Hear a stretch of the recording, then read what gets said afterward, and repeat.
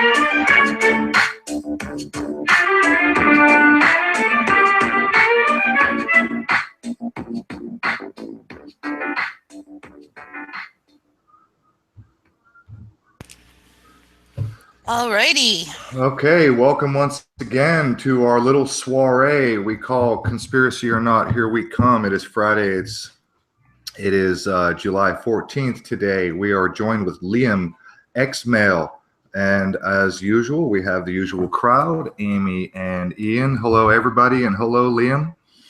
Hey, brother. Thank you for having me. Absolutely. Okay. We're still waiting for From Death to Life and Johnny Supertramp 4. Yeah, we've had tons of technical difficulties. Surprise, surprise, surprise. This is probably one of those shows that they don't want us getting together on and talking about. And you think? you know, lately I've had all kinds of trouble with not only my internet connection but YouTube connection. I'm constantly getting messages that say YouTube is not responding, right? Wow. Like 2 minutes right before I started to get the Hangout set up for tonight, I got a message. You know, I was on the page, on the events page, and I got that message, YouTube is not responding. So I had to close that tab, start all over, go back into YouTube, go all the way back in, and then just then my computer pops up. And now this is not, it's a technical issue, but it's not, you know, my computer decided to do one of those, you know, weekly or monthly update things. It takes like 10 or 15 minutes. So that's why we're late today, folks. So sorry for the delay. And then as soon as my computer finished updating and restarting, you know, into the internet on YouTube, and try to open up YouTube, and then my computer's telling me Internet Explorer is not responding. And I was like, Jesus Christ. So how the hell are you guys? Liam, it's nice to meet you. Thanks for joining us. Absolutely. Like I was saying, it's a pleasure, and everything's been really well. Enjoying the good weather here up in Oregon, getting to know the people more and more. I've been here for a number of years, but just getting to know people more and more personally, because that's kind of one of the next steps that we have to take so we can avoid censorship, is making our message not just online and via social media, but available everywhere. I agree. I do all I can to try to connect with people that are near me. I've made some friends here in my area around Atlanta, and I'm continually looking for people that are near me so that we can hook up, shake hands, have a beer, sit down, talk, know each other face to face. You know, we're all conspiracy-minded people, and I'm going to go a little bit fringy here for a second. You know, in the worst case scenario, when the shit hits the fan, if the electric grid goes down, if the internet goes down, we want to be able to connect with each other. So I agree with what you're saying. People need to try to reach out and make friends above and beyond the internet. So good on you. Now, you were breaking up a little bit just a second ago. Repeat that, please. You're in Oregon, and how long did you say you were there? I've been here off and on since 2013. Okay. And I have family who's been out here for quite some time as well, since about 2003, 2004. I came from the high deserts of California, right above Los Angeles, and I got a good feel for what was going on about 5 years ago, and I said, it's time to go. If I stay around here too much longer, I likely might become a statistic in one demographic or another. And so I made the intelligent choice to get my family out this way. But coming out this way, I had the fortunate pleasure or disfortunate pleasure to see just how bad, the deep state or the powers that shouldn't be have had an opportunity to, you know, wreak havoc on our nature's natural resources. We see it all the way in Michigan, but it's happening just the same here in Oregon. All right. So give us a little rundown, because you and I have never spoken and we've only had some very brief interactions in the comment thread. Just give us a rundown, who you are, how you got started, when you woke up, when you started your channel, and just tell us about you for a minute. Yeah, I'd be more than happy to. I got on YouTube in about 2008, and it wasn't so I could be a truther. It wasn't so I could expose conspiracy or expose what was going on. It was so that I could have a place to, you know, upload cool videos, music that I was making, things like that. And I didn't go that far with it, but I went just far enough to enjoy it. And I played a lot of video games at that time. I mean, this was 2008, so we're already talking about almost 10 years ago. And I was looking at the world. I was getting to know people. I was already inspiring people to, like, tell them what was going on, what they needed to watch out for, the dangers that existed, teaching people about GMOs, about inside jobs, false flags, these kind of things. But I never thought about the idea of putting it on a platform like YouTube. I didn't even look on YouTube for these kind of videos.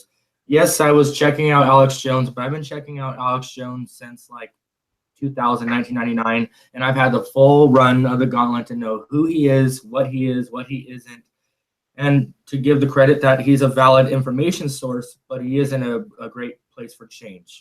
Yeah, well, he supplies 90% of truth, and then the 10% he leaves out. Right, exactly. He holds back. Or it's just bullshit, one of the two. Right, right. And so I learned that fast, but having had that early access, you know, if you go back, I was 17 years old when 2001 happened, but I knew it was going to happen. I had warned my family about it, and I used different avenues to do so.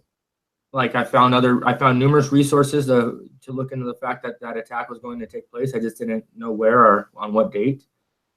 And I saw that the information system that was typically present in school wasn't going to give our public a good access to the truth or to critical thinking skills anymore.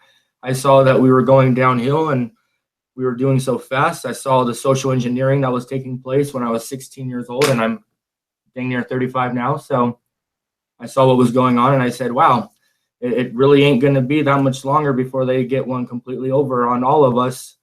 And I made a public service announcement on YouTube, and I said, my great-grandfather, Chet Holyfield, a figure of great significance in political history, he was advisor to a number of presidents. He was not only an advisor to presidents, but he also went the extra distance and wrote up a great deal of legislation that changed our history. He was involved with the Operation Manhattan and around that same time period, all the associated programs. So there was only 6 congressmen who were invited to be a part of that project, the Manhattan Project. This congressman's name is Chet Holyfield, representative of California. And so using the fact that the guy had a decent upbringing, he wasn't raised with a silver spoon. He lived a hard life, and he made the most of it, and he helped implement a lot of change in this country that in many ways kept us from going down the ultra dark path of the deep state. And it held us back from that path as long as possible. I mean, I'm not kidding. In 1995, when the man passed away, Bill Clinton, Dick Cheney, Donald Rumsfeld, and the Bush family got together and abolished a large number of offices. Follow me. 1,500 offices across the United States with 15,000 employees. And these employees were made to be in charge of regulating federal spending. So in 1995, when he passed away, they got on top of that boat real fast and they abolished all of it. They turned it down from 1,500 offices with 15,000 employees to 2 offices with 1,500 employees to manage all of federal spending. Right, give me a break. Like, that's even feasibly possible. 1,500 employees instead of 15,000. So they did what they needed to do after 1995. I saw the writing on the wall way before then. And I realized that if we're going to do anything, we're going to have to start putting together some really credible minds. We're going to have to get some people with some great inspiration, some great leadership roles, some great writers, and we're going to have to lay some lines down, and we're going to have to decide whether or not we're going to be observers of this, the fulfillment of this takeover, or if we're going to play our roles in it, or we're going to rebel and take our power back and make it so that they have to answer to our authority and not the other way around.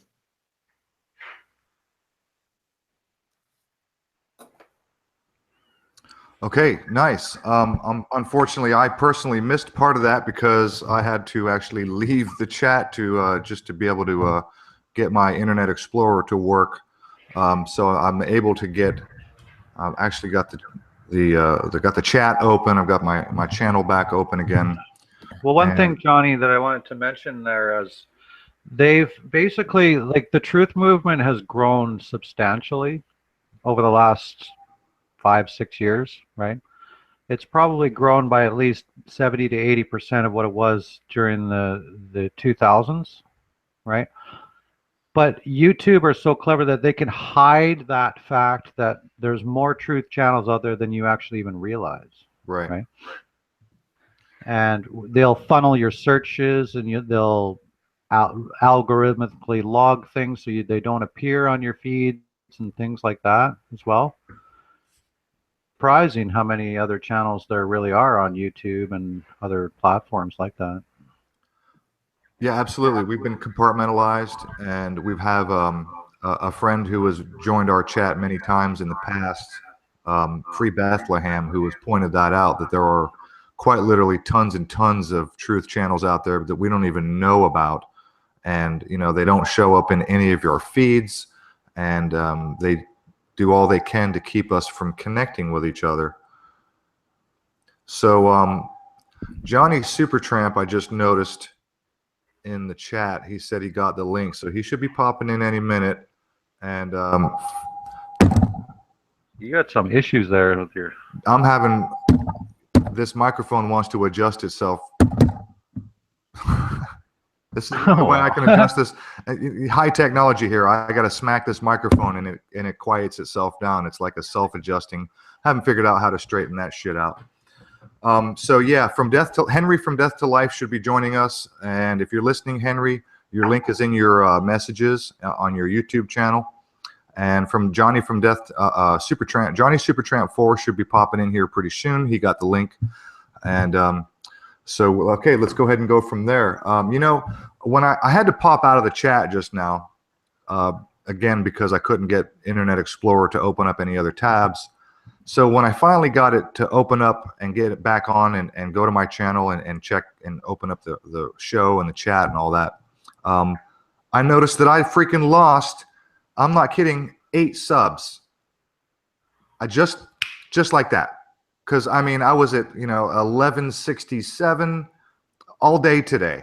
1166, it went up to 1167 just a little while ago.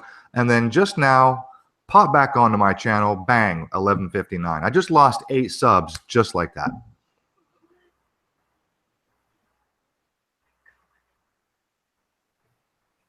This is something that happens, no? If it makes you feel any better, I've lost 2,000 subs. Okay, I do feel better. Thanks for that. Okay. So I don't know if it's because I'm not hosting any of the shows on my channel anymore. It's pretty much on errands every week. But I haven't had a substantial increase in subs for quite some time now. Wow. I haven't even got 100 subs since around my birthday back early June. So I keep climbing slowly, but I do know that they play around with the subs. They absolutely do. Rather obnoxiously. I remember a few months ago, I had to resub Truth Virus like 4 or 5 times. Yeah, I remember that too. In just a couple of weeks. They were constantly unsubbing me, automatically unsubbing people from his channel. And I'm not the only one with that complaint. A lot of people have had that trouble. CW said that the reason you lost subs was because that's what you get for busting on Dabu. That's what I get for busting on Dabu. You know what? That's probably right. I mean, the guy's got like, 300,000 subs. I'm sure we share a few, no doubt. Yeah. Mars is flat and bases are real. There you CW. go. There you go. Hey, COG. We got Citizen of Gotham in the chat. What's up, COG? Okay, so guys, what kind of trouble have you had? Liam, listen, we at this show here and my channel, Amy and Ian, we all upload, we all mirror the show. Whoever hosts, like Ian said, lately we've been hosting on my channel, but we all upload the same show. We all mirror it on our channels. So we had show number 43 just a couple of weeks ago, got a community guideline strike. It was a copyright claim from, who was it? Journeyman Pictures? Journeyman Yeah. Pictures. It was Journeyman Pictures. Okay, so It wasn't a community guideline strike though. It was just banned worldwide. Yeah. Right, well, it was a copyright claim. Yes. Basically, claim. to give you the quick rundown, it was show number 43.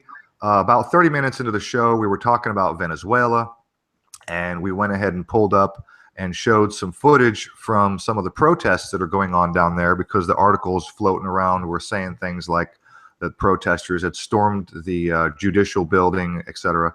So we showed some footage from what was happening in Venezuela, and without any warning, YouTube pulls our video and said that it was a copyright claim from Journeyman Pictures, and Amy graciously took her time and countered the claim and disputed it, and thankfully whatever she did worked, and we got our video back up, and we never did get a strike for it, and that's really the only trouble that we have had so far. Now on the show, we're constantly doing screen shares, and we're constantly showing other people's footage and pictures and articles and whatnot, and I'm a little bit surprised that we haven't had more trouble. But Liam, tell us what kind of trouble you've been having on your channel. Okay, so what I'm gonna do is I have to ask first, are you guys opposed to a can of worms being opened? Because Hell no. What? A can of worms. Can of worms. I got a can opener. Open them wide open. I got a bowl All ready. right, so before I do that, I'm pretty sure I can do this real quickly, very quickly, but let me make sure. Take your time, man. We got 3 hours, unless you got somewhere to be. Cool. And we can go over time if we get interesting. We're not controlled by anybody. We do what we want around here. So we try to keep it around 3 hours. It tends to be a little bit long. So if it's good, we'll go over. But whatever. You take your time and do what you got to do. Screen share or whatever. That's what I'm just about to begin. All right. So I started my screen sharing here. And I'm going to click reply on Gmail, and I am going to drop in the link to this live show. I'm going to say, here you go, Rhea. Real fast. Here you go, Rhea. Please join us. Look, Paul Taylor is here. Hi, Paul. Okay. We are live, and we love you. SCL Online Services. I know that's you, Paul. Don't post the link going publicly. to be terminated very soon, he said. Oh, this isn't publicly. This is going to YouTube directly to my technical consultant. Yeah, somebody could screenshot that and then just type it in. Okay, well then. Oh, if they wanted to take the time to do that, yeah. Yeah, well, let's see here. Let's stop screen sharing. Very skeptical because hang on, you guys. Hang on, please. Please give me a second here. I'm sorry. Greatest Potential, I accidentally blocked you, and can you guys help me figure out how to undo that? Is it even possible? Yeah, you got to go to his Google Plus page. Oh fuck, really? Oh, okay. Yes. Yeah. But we've experienced in the past here, hang on, William, that we've had a troll come in here and take over the no, I don't have the Google chat link. Greatest Potential, I'm so sorry. I just blocked you by accident. The chat scrolled and moved just as I was about to hit the button. Are you able to catch up to the part where it says you blocked him? Are you able to catch up to that particular comment? Says, yeah, I can see it here on the. Click the 3 dots again and see if you can unblock him. Yeah, it's not. The 3 dots are not there. They're not available on that line now that he's been blocked. And Ian said I got to go to his Google Plus page, which is probably asking too much during the show. Greatest Potential, I'm so sorry. I'm really sorry about that. Manage moderators. These things unfortunately happen. This is, you know, the technical. And it totally. Go ahead. No, I'm sorry. Go ahead.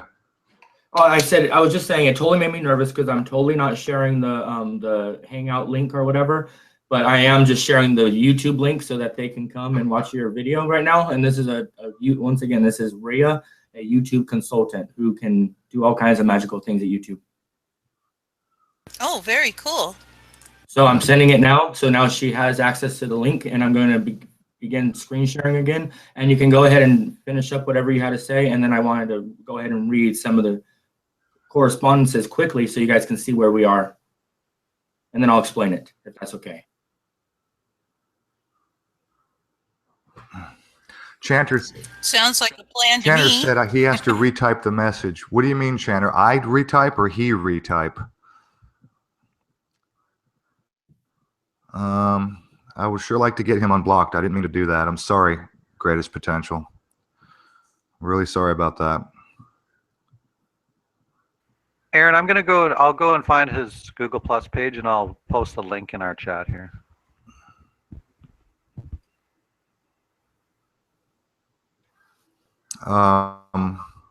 Catharsis said, if you were about to block someone, otherwise you couldn't accidentally block that poor innocent dude. What? Are you serious? I'll block your ass too. What are you talking about? No, I don't know what his handle is on Google. Look. It's Mikey. Oh, joy. Hi, Mike. My lying, pathetic troll. How delightful. Oh, jeez. All right. I'll tell you what. This is going to be a fun night, folks. Yes. The energy is fantastic. Mikey will be back about 30 more times with all of his other accounts because he's paid to be here. We must be assigned to him. Anyway, Liam, go ahead. Please continue. Let's not be derailed. Yeah, no problem. I'm going to make sure I'm still screen sharing here. So yeah, Aaron, can you put him on perm?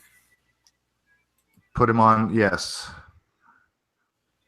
So everybody can see him. There you go. Okay. Awesome. Now I'll give you a quick background, and then I'll move right along. I wanted to give some background real fast, so that people don't take your time. wonder why I'm reading. Good. Okay.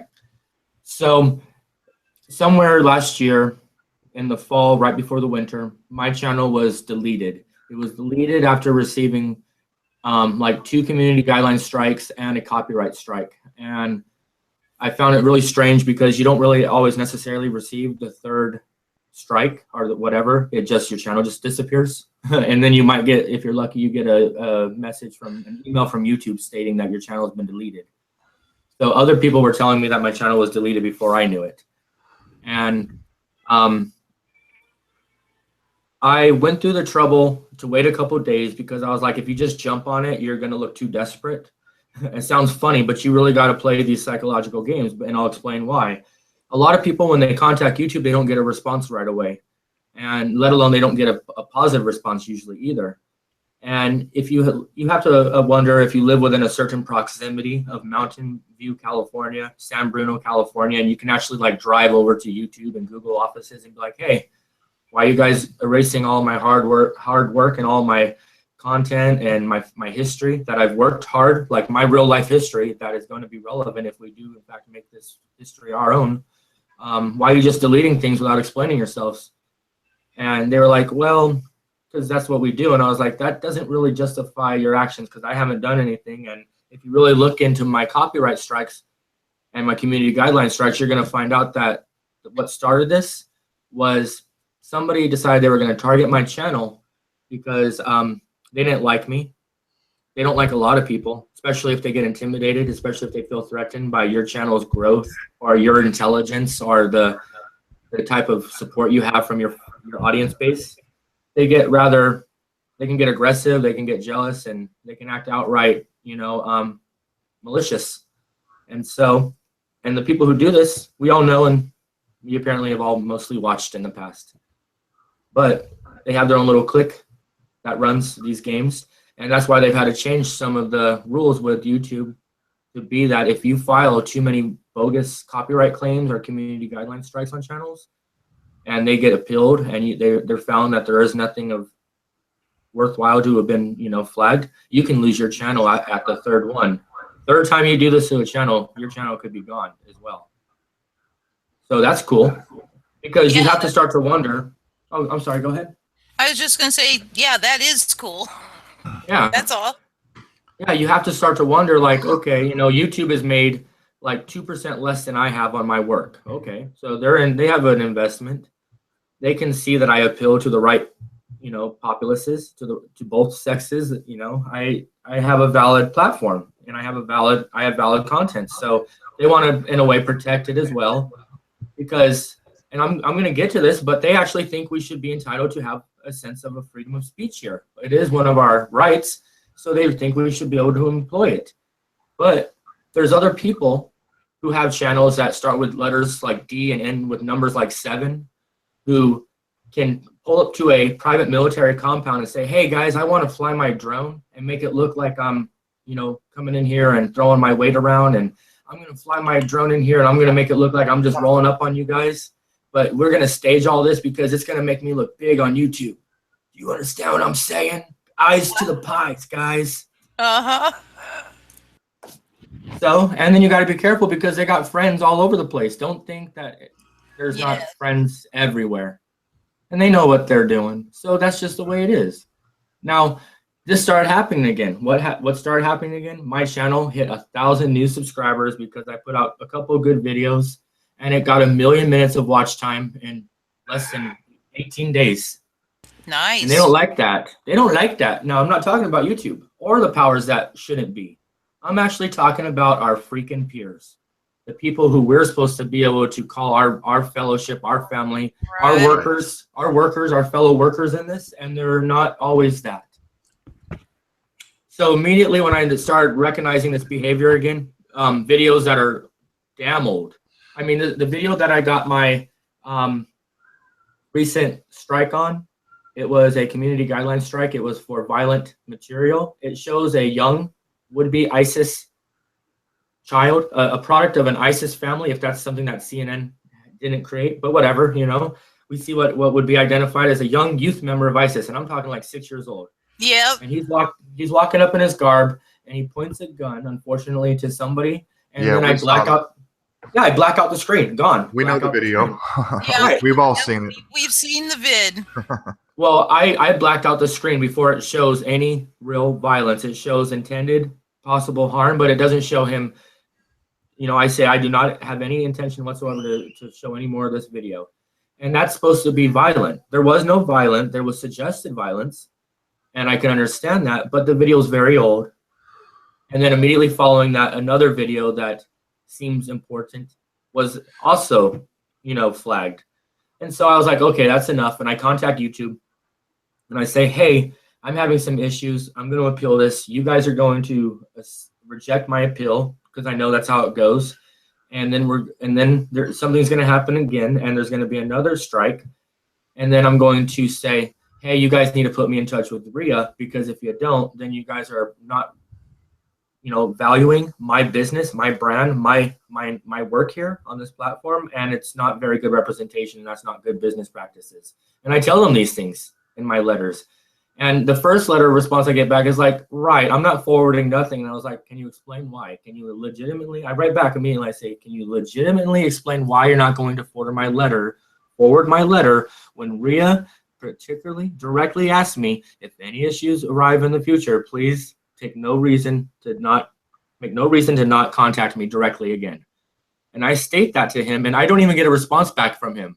I get a response back from Rhea, you know? So, but let's go through this real fast. YouTube says to me on the 11th of July, hi, and thanks for contacting the YouTube creator support team. We'll work to help resolve your issues as quickly as possible. Help us jumpstart by replying with your channel URL. And we've heard this before.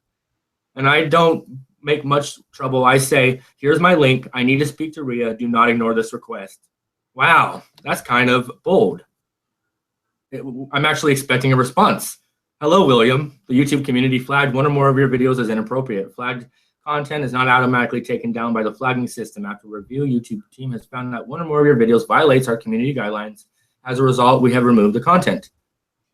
Accounts that have multiple or severe violations of our community guidelines may be suspended. Please take some time to learn about la-da-dee-dee-da.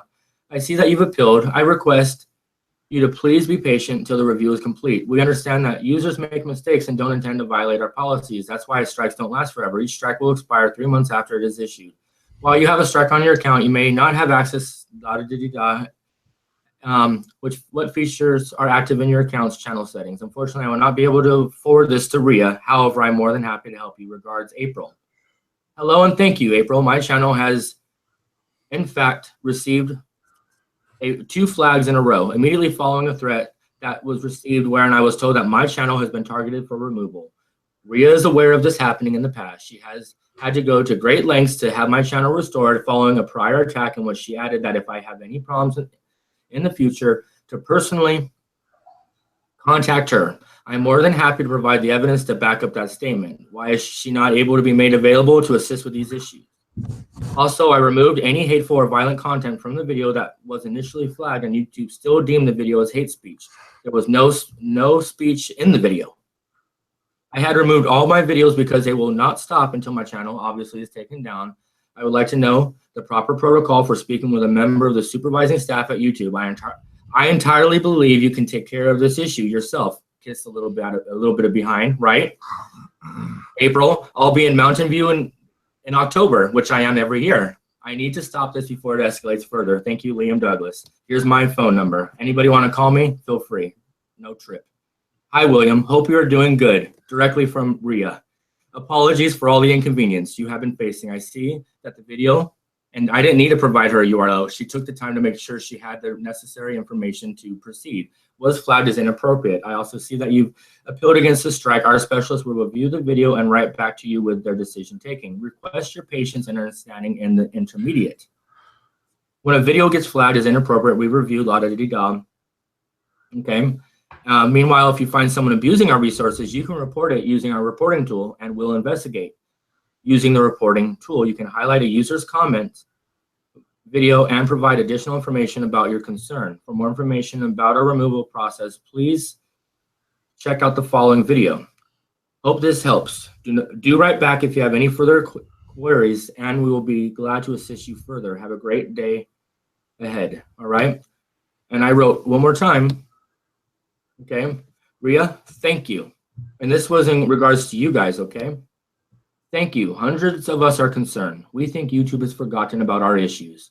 I believe we still matter to you all. We have a special broadcast coming up Friday, and we wanted to discuss with new channel creators the problems we are facing in 2017 with censorship and our efforts to be responsible content creators.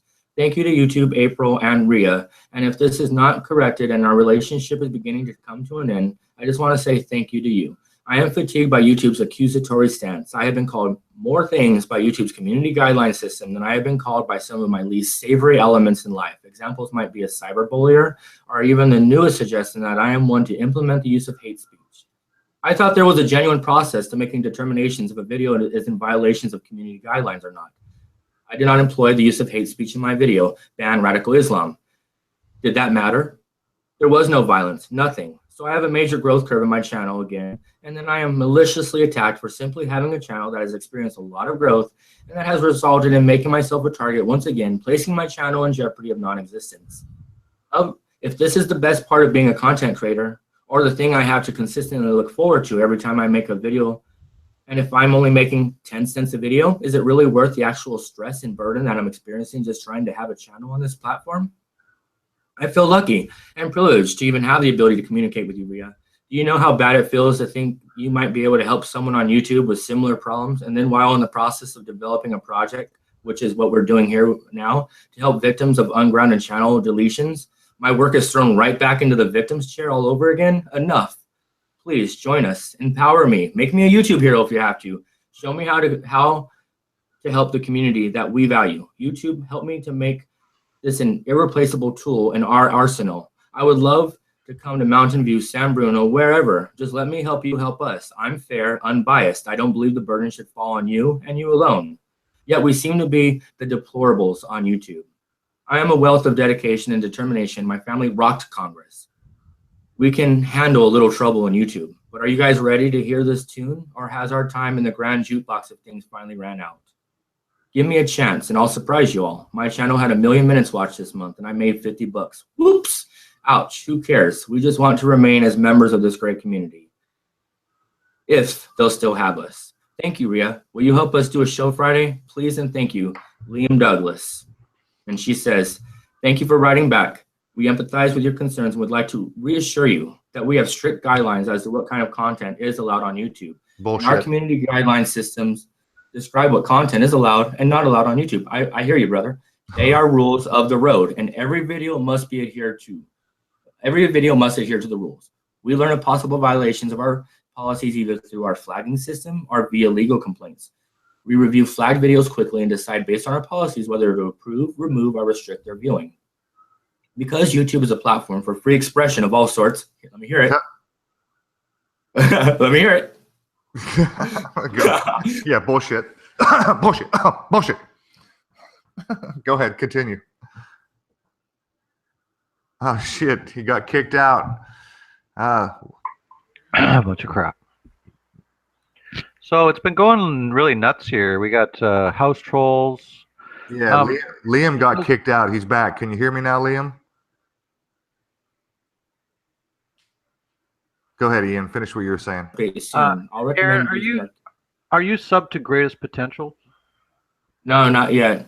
No. I'll Aaron, recommend our community. Oh, sorry. I can go over there and do that now. Well, okay. You can't I just communicate with him on YouTube. He's got no about tab or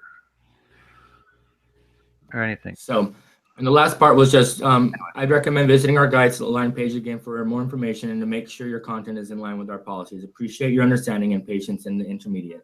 Now, that's cool. And we just sent him the video for our live show right now.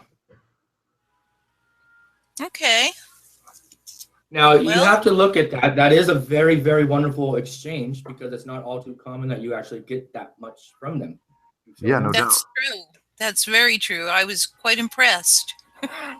And look how I kind of stuck it to him. I didn't just prepare myself and find an efficient barrel to bend myself over. I actually kind of said, hey, look, we have some lines that we think might be being crossed, and we think that you need to be thoughtful about how you label us. Right. Well, bravo, and it looks like we're joined by Johnny Supertramp finally. Johnny, I don't know if you can hear me. It usually takes a second for it the audio to kick in, so we'll give that a second, and we'll welcome Johnny. Hey, guys. Welcome, thanks. Johnny. Welcome, Thank you. Johnny. Thanks. Hey, guys. What's up? Not Johnny, much. What's up with Welcome, and thanks for your time. And were you listening to Liam read that exchange? Yeah, I was. Well, I caught part of it. I had some problems getting into the Hangout. I had to Get the use 403 error message? No, but I use Safari, and apparently the two don't sometimes work together. So I had to grab Google Chrome. Okay. yeah. No problem. We had all kind of technical issues just getting the show started. We were almost 10 minutes late for a slew of technical problems, one right after the other. And we also have a barrel full of house trolls, weeding up the chat box right now. I've already deleted about 10 people so far. And when I say people, I mean 2. They just keep coming back with their sock accounts. Yeah. Yes, they do. Just keeps coming back with more. It's like whack-a-mole. Yeah. So if I drop out, it's because I'm having Wi-Fi issues. Got some power problems here. So Wi-Fi sometimes has been dropping out. So if I do, I'll jump back in. Okay. No problem. Now, I was trying to screen share that, and I don't know if it actually made it to being screen share with everybody. Most of it did until you dropped out. Most of it cut out, yeah. Yeah. Okay. So for the record here, Chirpy Chimes, Rebel Rhymes, Chirpy Chimes, or whatever this channel is suggesting that I am setting a trap. And did you This see Rufus cat sent me a message in Hebrew. What the fuck is up with that? Really? Hey, Chirpy. Do me a favor, Chirpy. Why don't you fucking prove that claim and show me the message that I sent to you? Because I don't fucking speak Hebrew. And prove that it came from me, you piece of shit. There. Yeah. Okay. All right, we're done with distractions. Welcome, Johnny Supertramp. Johnny, tell us about you, because you and I have had, like Liam, I've had very, very limited exchanges with you in the comments, and you and I have not spoken. So welcome, nice to meet you. Thanks, nice to meet you too. Give us a rundown who you are, when you got started, when you woke up, when you started your channel, and just bring us up to speed on who you are and take it from here. Well, I woke up actually through a DMT, dimethyltryptamine. Yeah, I actually wrote a note down. I was going to ask you about that, so we'll get to that, but go ahead. Yeah, that was a massive, that was like being thrown into a cold pool. I was looking to make DMT and use it for a health issue. And so what I discovered and what the experience was and the effect that it had on me was I never could have imagined. When I broke through on DMT, that's when I got the full lowdown on everything that was going on. I don't know how to explain it. I don't know how, I have theories about what it is and how it works, what it could be. But when I broke through, got all of this knowledge that they gave me and then forgot most of it when I came back, but just cried. I mean, they showed me everything that was going on. But I couldn't remember it, and it started coming back to me in bits and pieces over the last 3 years. It's been 3 years since my breakthrough. So that's how I woke up. It was a really rude awakening.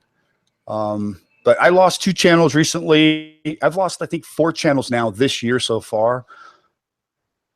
I'm kind of confrontational sometimes. And are you guys still there? Yeah, you dropped out for just a second. You said you're confrontational at times.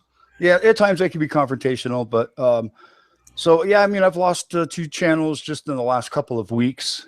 So I mean, there's a lot of people that just don't want the truth to come out about a lot of things. They have a vested interest in keeping things kind of quiet, even though they do brand everything. They brand everything. They, they put their brand on everything that they do because I think, they want people to know that what they're doing. And sometimes they even come out and tell you straight to your face on television or on mainstream media and tell you what they're doing. And they frame it in a different context. So light just doesn't come on in anybody's head. It just goes right over their heads. Yeah. But it's distressing, especially when it's a family member. Yeah. It's real distressing. I've lost some family. I've lost some friends. We probably all have. Yes. I'm one of the lucky ones. I can say that my mom, who I was really, really close to, we had a falling out and didn't speak to each other for 2 years. And for the record, we share adjacent property. We literally own houses side by side. So she's my neighbor. And I didn't speak to her for 2 years. I got a phone call one day and she said, "I owe you an apology." And I said, "Yeah, what for?" She said, "You were right." I said, "I'll be over in a minute." Yeah. You know what I mean? So I'm one of the lucky ones. I can say that my mom is waking up. She is mostly awake. She doesn't have the details, but she's awake. She gets it. Awesome. Yeah. She's joined us on the chat too, right? In the private one. Yeah, she usually text message me sometimes during the show. I'm pretty sure she's listening this evening. So I'm very lucky that way, at least. It's better than, fighting with your family all the damn time, that having your family think that you're absolutely shitball crazy. Yeah, I know too much about that. Yeah. Amy knows about that. So Johnny, what kind of trouble have you had with your channel? You're on Johnny Supertramp 4. I assume you've been terminated 3 times? Yeah, 3 times. Yeah, I had one, actually I had a brand account this last time. So I had 2 channels on that brand account. And so when Johnny Supertramp 2 got suspended, I lost access to Johnny Supertramp 3. That channel is still up and running. It's untouchable because my account is suspended. So there's no way that they can flag or remove that account, because the first thing Google does is go to look to see if the account is active or not. If it's not, then it just ignores the flag requests. So I found a loophole there, but it requires getting your channel removed, another channel suspended. But yeah, so I mean, it is what it is. I looked at alternatives of what we might be able to do, and none of them involve YouTube other than promoting it on YouTube, but like a hosted, a hosted server, Right. where everything would be kept on that server. It could be a collective warehouse of information, even with a storefront website to it. That's the only thing that I could think of, because when you're Sorry, I didn't mean to interrupt you there. okay. It may come to the point where you'll have to just only put more or less a promo video to a link to another server on YouTube in order to, like, for us to be able to do these sort of things still, right? We'd have to just put like a little short video on YouTube linking somewhere else, right, to watch it. Yeah, even that's risky, because then they can flag you for spam. Right. So, yeah, as far as putting your videos on private, a lot of people have, kind of jumped on that bandwagon, and 66 Patriot suggested, and I think you did too, Johnny, putting your videos on private, and so did Henry from Death to Life. He suggested that too, and I quickly told Henry that Robin from How I See the World basically did that, and he wound up with another strike on a video that was set on private. Yeah. So, now we know about the YouTube heroes, and yes. What I don't know is, and we can get to this in a minute, I don't know what benefit there is for those who participate, but nevertheless, we know that there's, the YouTube Hero program where we have basically, like Liam said, our own peers are running around flagging our videos and our content. But, when you set your videos on private, obviously the algorithm is still going to have access to them. So the Google algorithms or the AI software, whatever they're implementing, still has access to your private videos. And that's what I told Henry, because Robin said that he had his on private and he still got a strike on one of his videos. And so, I mean, it might help to put your videos on private. It would only protect you from the other people, the real, mouse clickers, the human beings who are running around playing YouTube heroes. But it's not going to stop the algorithm. If you have content that violates whatever issue, whatever guidelines they have, they're still going to find you and strike it, like Robin had. And some other, in fact, Henry from Death to Life even put up a video later on saying that his video was on private and he got a strike. Yeah, I think if you have, if you perhaps get flagged before you put your videos on private, which it may have been the case, it can take a while for the bot that they use to go in and look at all of this stuff. I mean, that could be one possibility. I had a video also removed that was private, but it was within a day or two after I had made it private. So it may have already been flagged, and then I made it private, because even if that happens and you make a video private after it's been flagged, it'll still go through the review process. Yeah. Okay. So let me see. I've got a page here that I want to read to you guys. I have been keeping track for over a week now. When all this started about, I don't know, 3 weeks or so ago, I put up a short video highlighting a couple of channels that were taken down.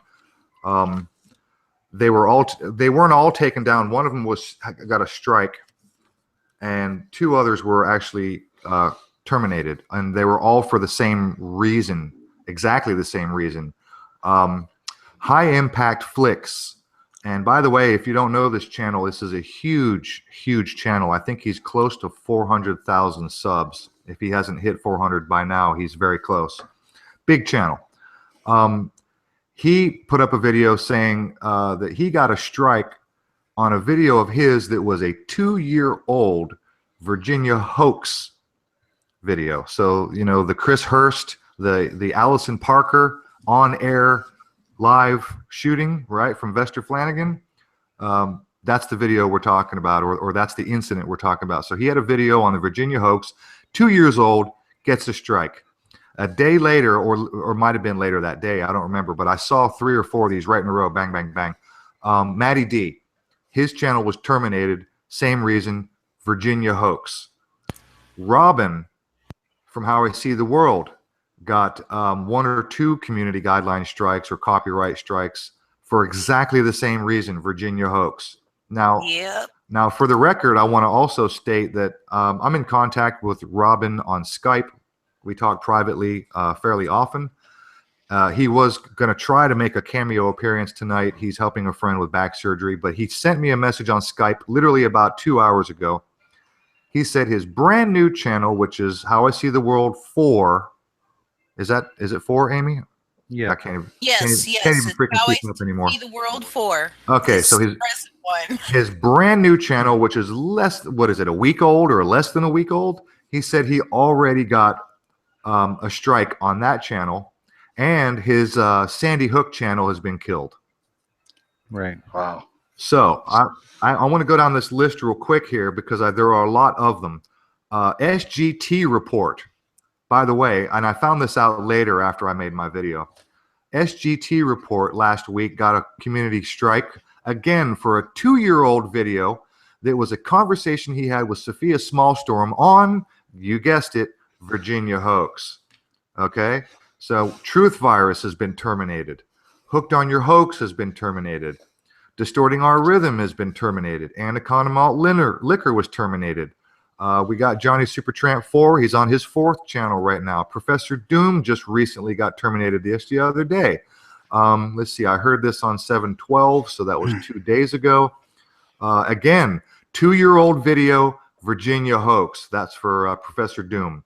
That just happened 2 days ago. Sidethorn is now on his 3rd or 4th channel. He got canceled or terminated 2 weeks ago. Started a new one, Sidethorn 123. That was canceled or terminated just the other day.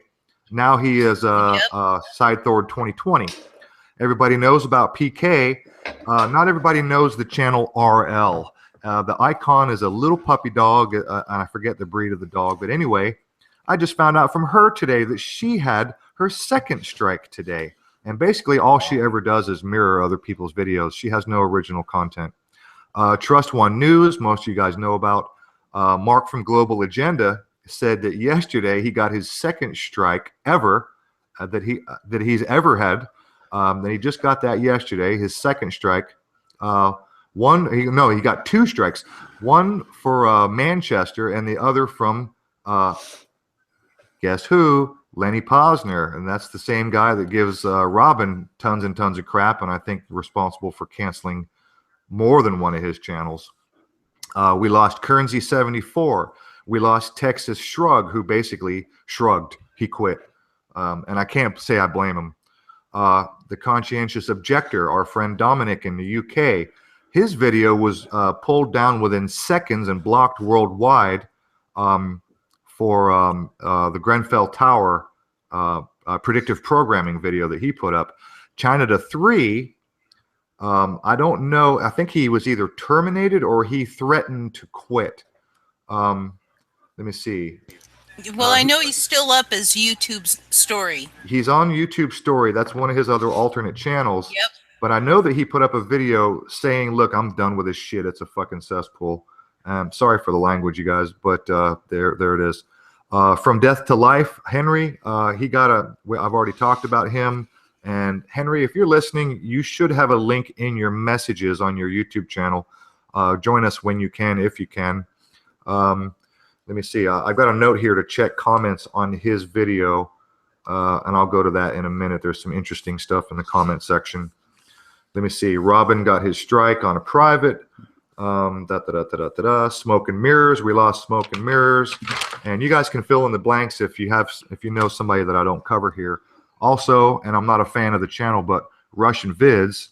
And then here's a couple of channels that I'm not familiar with. I got these from 66 Patriot, Stealth Anomaly, Scissor Fight, Anthony 2B, and again, I'm not a fan of this channel, but William Tyndall apparently got terminated as well. Yeah, so, I know all of those channels, and the first 3 are good channels. I had a bit of a problem with Tyndall because, I made it clear that I don't have a religion, and this upset him greatly, and he blocked me. And I went, well, okay.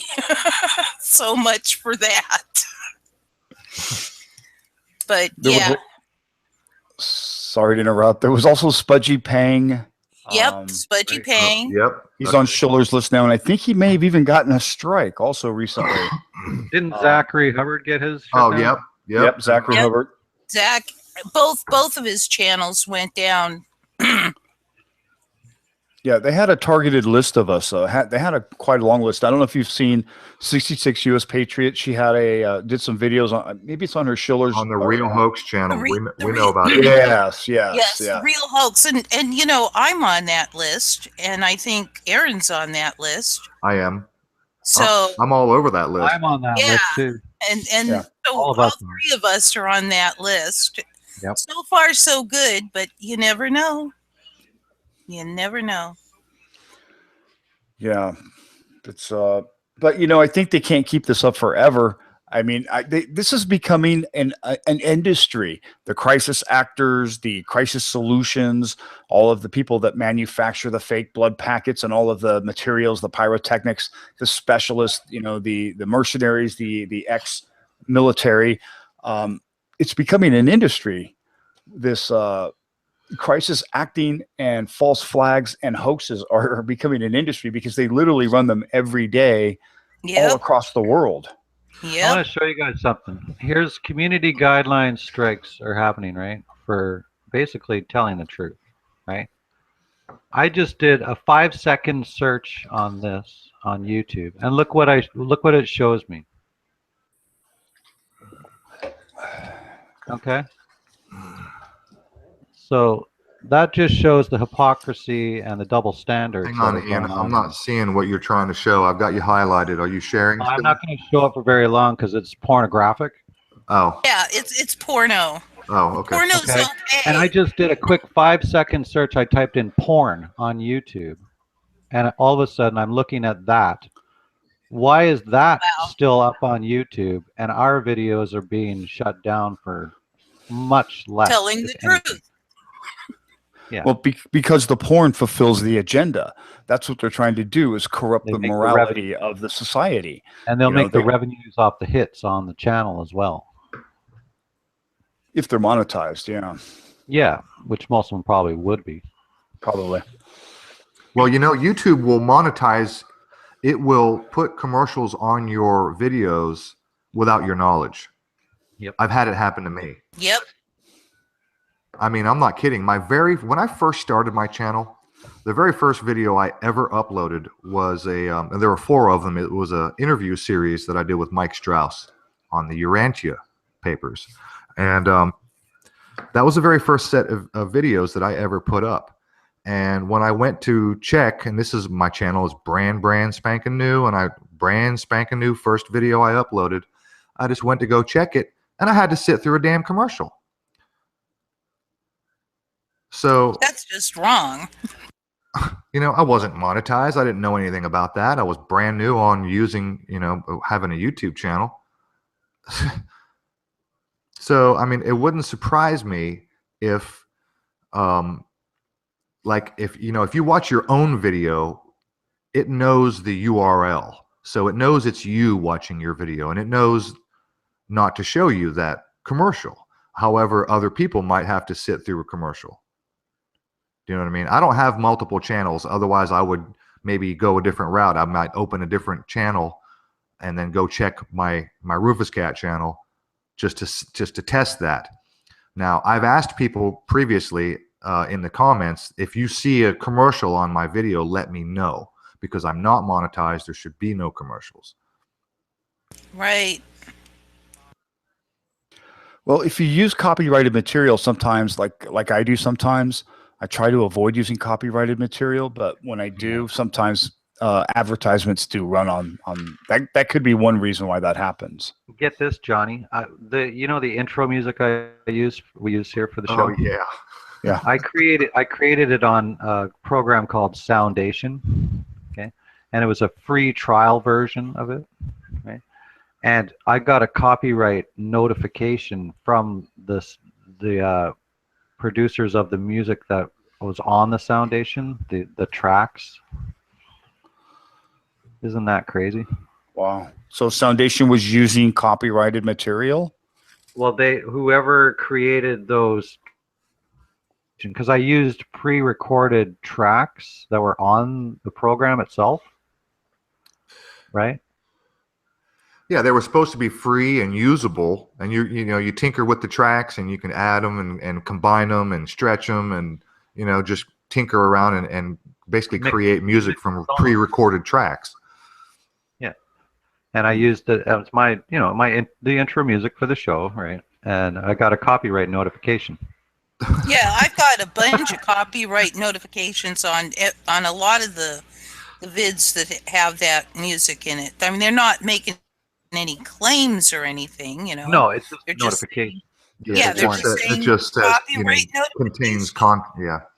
Yeah. I wanted to go back to the other thing that the only issue that we have had is the one time where we used some footage from Venezuela, and we got a copyright claim from Journeyman Pictures, and it's funny because YouTube, the message we got said that this video was that it puts the responsibility on the claimant.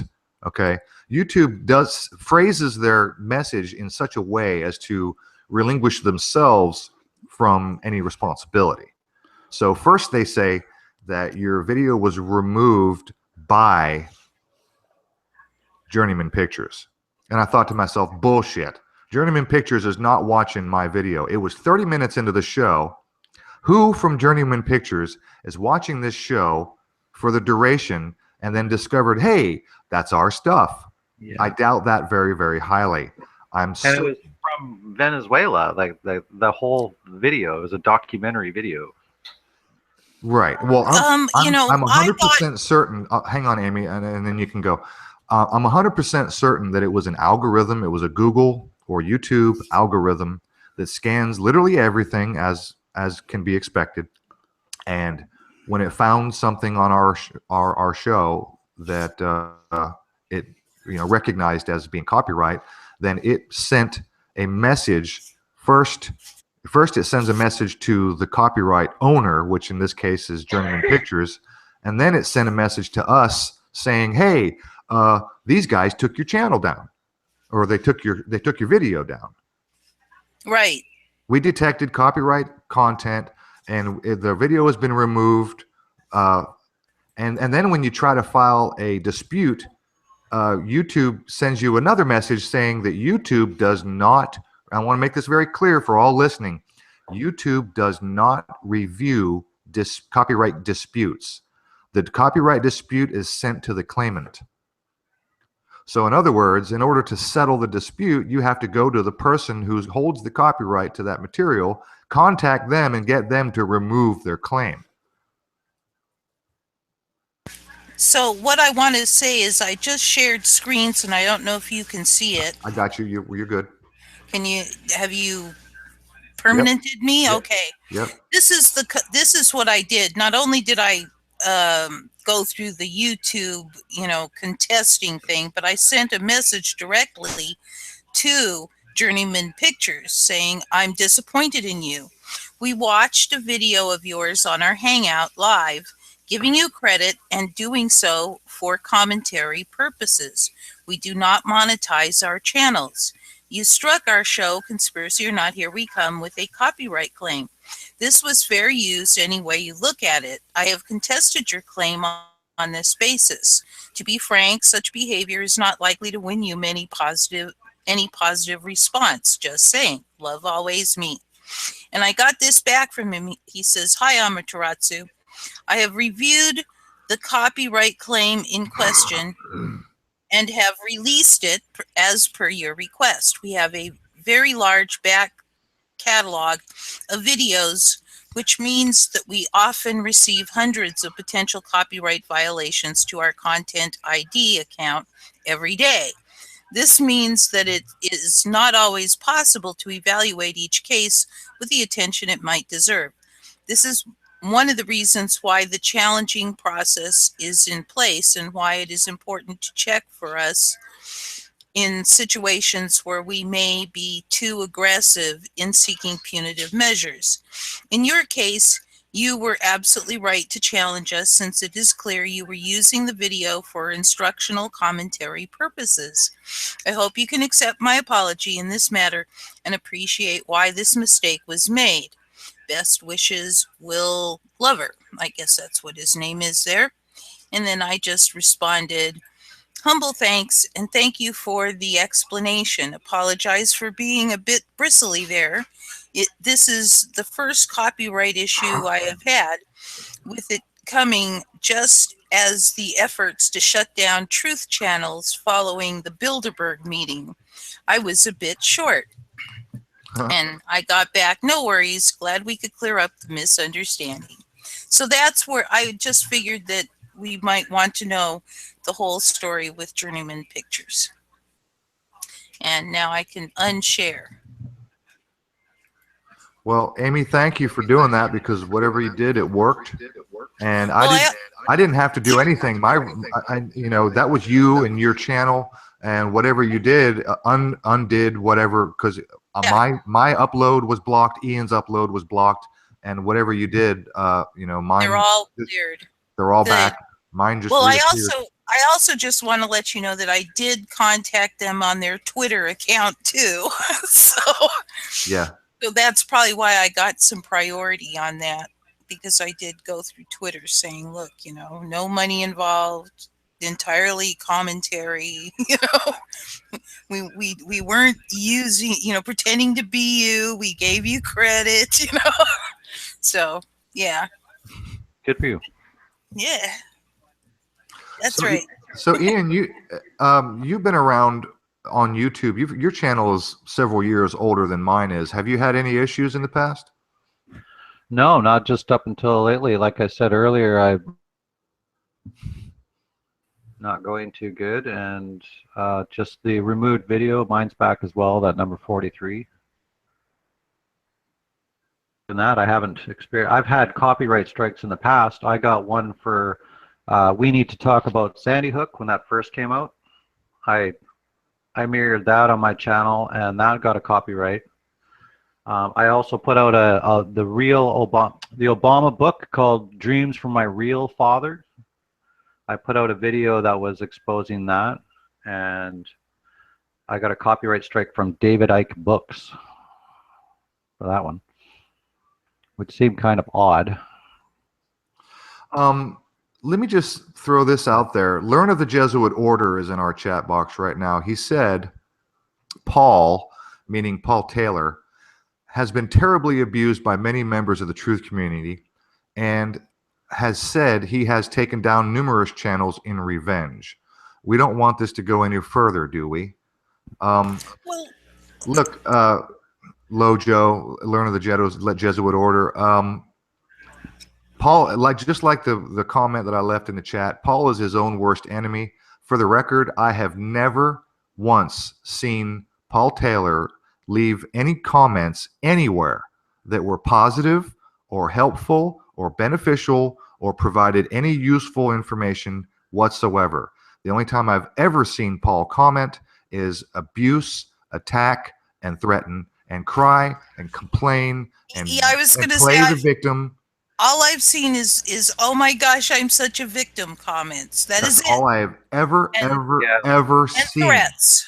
Yeah, like he just said, Bernie Trump guy said, he's probably not even the real Learn of the Jesuit Order.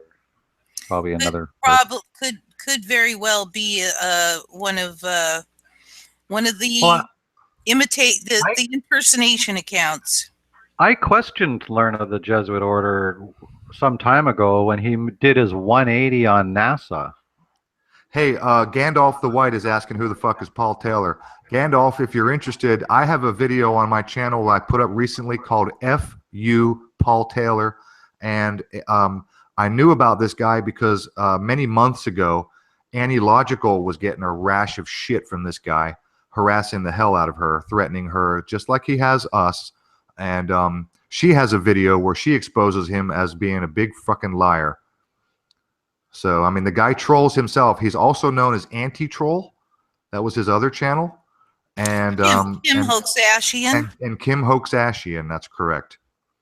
So Kim Hoaxashian, Anti-Troll, and Paul Taylor are the same person, and I strongly suspect that SCL, capital SCL Services, and SCL whatever, because he's been here. SCL has been in the chat box, I don't know, 5 or 6 times. There's several different versions of SCL, and they all come in here threatening the same threats and patting Paul on the back. All these, in fact, they're on my channel as well, these threats from SCL. SCL's online services, SCL management, SCL, you know, whatever. But yeah, Maria, Anti-Logical is awesome, and she busted Paul Taylor wide open, and that's how I knew about him. And when he showed up on my channel for no apparent reason, hurling abuse and threats and crying and complaining that nobody helped him, fuck, I didn't even, none of us knew who he was. Really, we didn't know anything about what was going on with his channels. Yeah, none of us even knew who he was. And I'm going to take you down. Yeah, he shows up out of nowhere saying, oh, none of you guys helped me in my hour of need. Okay, so I'm going to take you down. Yeah, so I'm going to take you down. I'll be sure I'll see your channels terminated. Well, it looks like we've lost Johnny again. Huh? Yeah, he left a message. He said he had to step out for about 10 minutes. And Liam, if you're still with us, feel free to jump in anytime, buddy.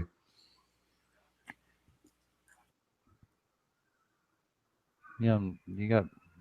Yeah, I see his icon, but he's not saying anything. It looks like he just took himself off of mute. So I don't know if he's having bandwidth problems, but Liam, jump in anytime, buddy. Just you know, don't be shy. If you got something to say, just step right over us and we'll shut up. Absolutely. Let me see. Oh, porn bombed. Lost Horizon just said just a week ago or so, 2 channels that she knows of were both porn bombed. Oh, Anti-Logical is an ugly, old, vindictive bitch. Oh, Rebel Rhymes. Is that you, Paul Taylor? Because that sounds just like something he would say. Doesn't it, though? Just like something he would say. Yeah. So these people have... Thanks, Ian. You're a little quicker on the gun than I was. I was just about to take care of that. You'll have to do... Yeah, let me see here. Just a week or so ago, 2 channels I know were both porn bombed on their live casts. Oh, you know what? We had that. Oh my God! Like early, like almost a year ago, we had some guy come in and infiltrate. Private Jan, we called him. Yes. Yeah. And then, oh yeah. He had some guy tied up and he injected some S&M, looked like deep dark web stuff, like creepy S&M stuff, and we had to go back and post and try to delete that shit. Yes. And so we've been porn bombed ourselves. Yes, we have. In live time. What on is air. Wrong with these people? I swear. So are you still there, William? Oh, we've lost William altogether now. Wow, we're losing everybody. Our guests have all been dropping like flies here. Wow. Well, I hope they undrop. Well, anyway, you were mentioning Chris Hurst earlier from the Virginia shooting hoax. Yeah, he's running for public office. Yeah, he's actually running for public office. And he was also calling for some sort of internet legislation on internet about talking about that it's fake and blah, blah, blah, right? So that's kind of interesting in itself. He's already raised over $30,000 as of the other day. So. He's a creepazoid. Oh, he should be well over 30,000. I heard he had raised more than that, and that was several weeks ago. But I'm just going to go down the list here. I've got, let me see, SGT, High Impact Flicks, both had 2-year-old. Oh, and Robin also. SGT Report and High Impact Flicks both got copyright strikes for a 2-year-old Virginia hoax videos. Matty D was terminated. Robin had 2 copyright strikes for the same reason, Virginia hoax, distorting our rhythm. I think he also got his channel was terminated for the same reason, Virginia hoax. Professor Doom, now this just happened, I already said this earlier, literally 2 days ago, Professor Doom's channel was terminated for the same fucking reason, Virginia hoax. Again, a 2-year-old video. And let me see. So that's 1, 2, 3, 4, 5, 6 that I know of channels that were either struck or taken down because of Chris Hurst. Yep. So if it's not Lenny Posner, it's Chris Hurst. Yeah, that's what I said to Robin the other day on Skype. Yeah, the only Hey, how's it going, guys? Oh, hey. Who we have back here? It's Welcome Liam back. again. I'm sorry, I'm on another Thank you. tab. Hey, Liam, welcome back. Did you get kicked out? I think my bandwidth was being squeezed really hard by one means or another, so I plugged in a landline again. Okay, cool. I think it's a good idea. If you've got an Ethernet cable, it's probably a really good idea to run it hardwire while we're doing these shows. Yeah, I was going to, and I had kind of already gave you guys a call because I was running behind schedule myself as well, and so it's all set up now. I usually do it that way because it's so much better for the stream. Yeah. So if you guys don't mind, I really appreciate what I've been hearing from you guys. I did try to chime in a little while back, and that's when I realized that you guys weren't hearing me at all. And so it's interesting because everybody who is being targeted and all the people who are responsible for the targeting, you know, these are the things I think that it would be justifiable in getting some of the people at YouTube to hear. I just think that it's interesting as well that you don't always feel like you're being heard by YouTube. And, you know, I'd like to express what the first strike was that I got, which was a nudity and inappropriate content. And that was the first strike I got, but it was for, I utilized the cover of the Nevermind album by Nirvana in order to make a video, expressing. It was actually probably even Enter the Stars' video, and I was sharing it, but I used a different thumbnail for it.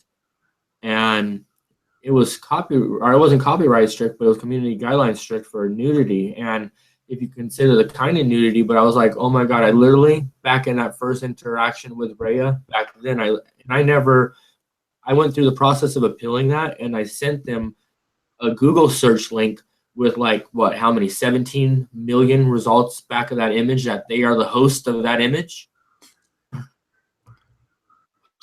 So you got a pornography strike, and it wasn't copyright, it was pornography.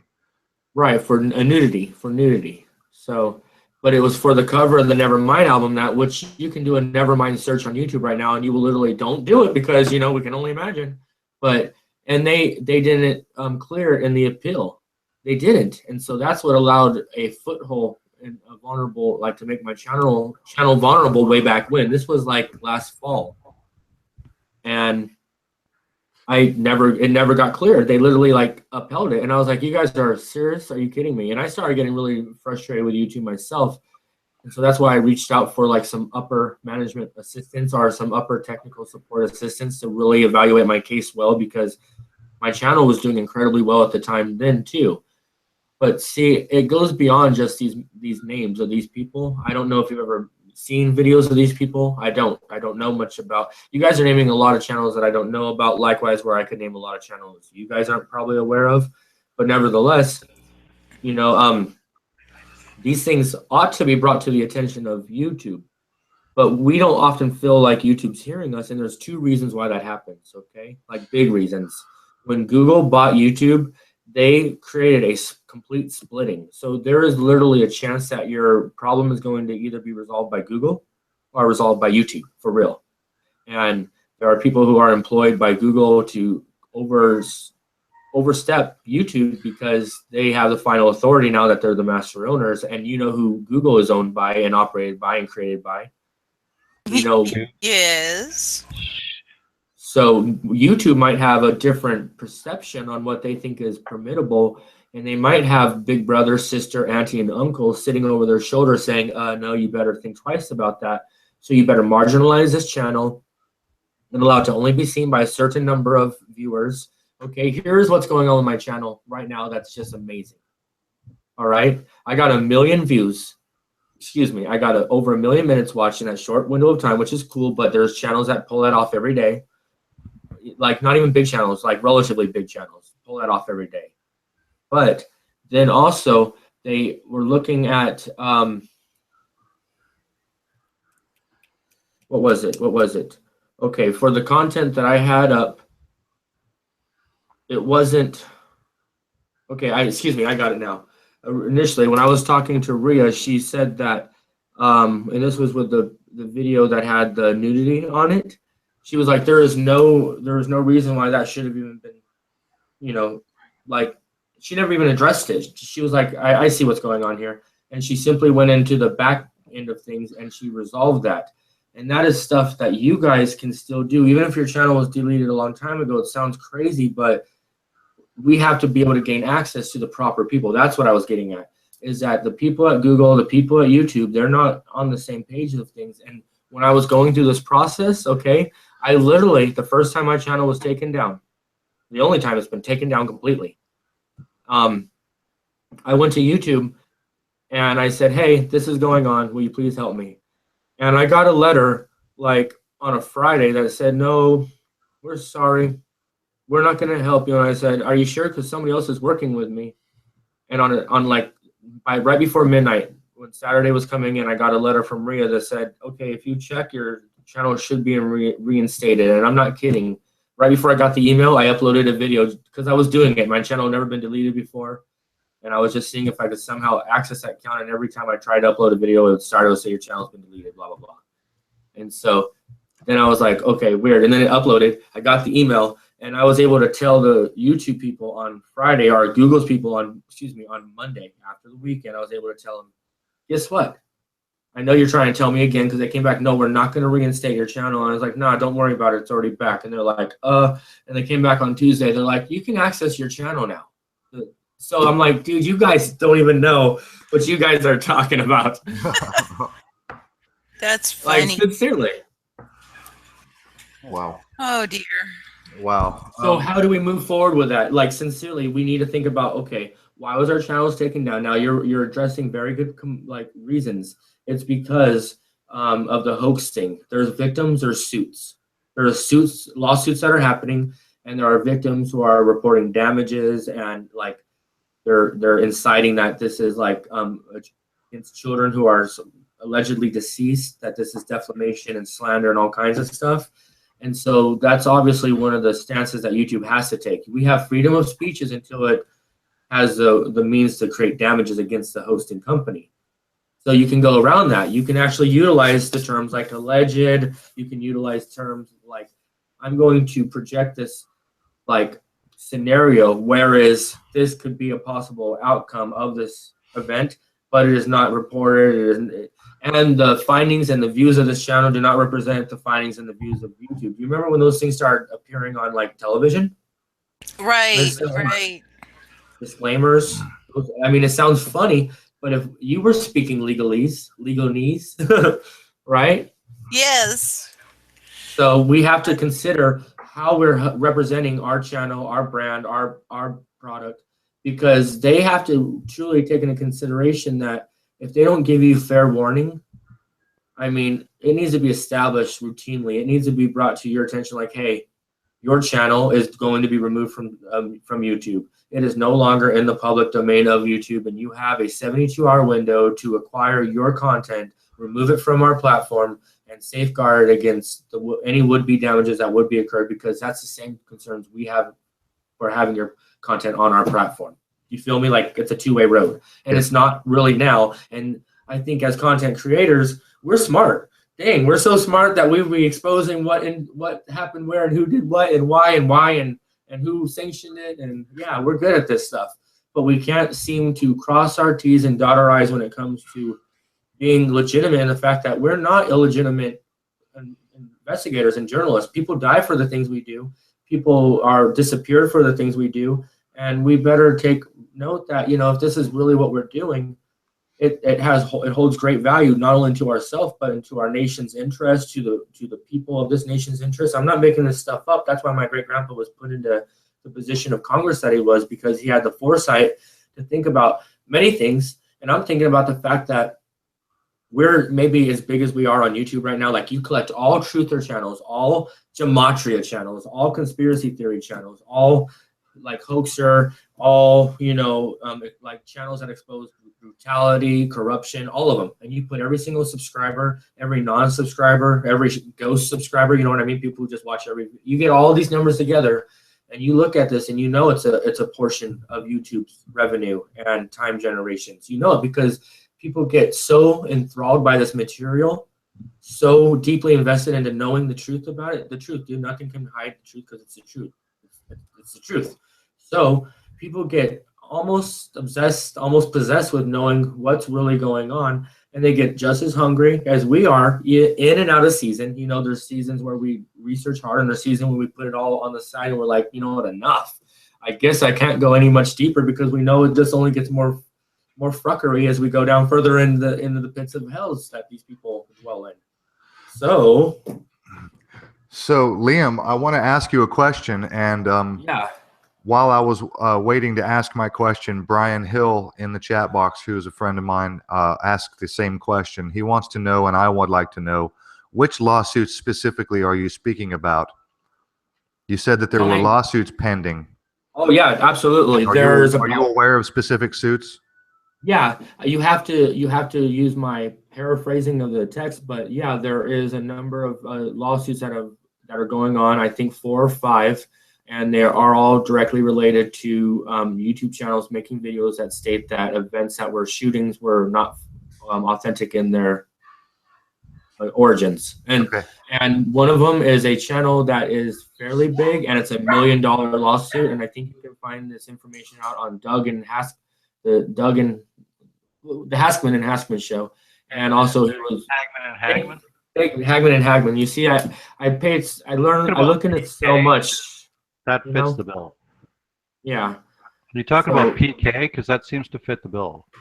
Perhaps that might be it. That seems like you're talking about him. Anyway. Okay, let's try to clarify this a little bit here.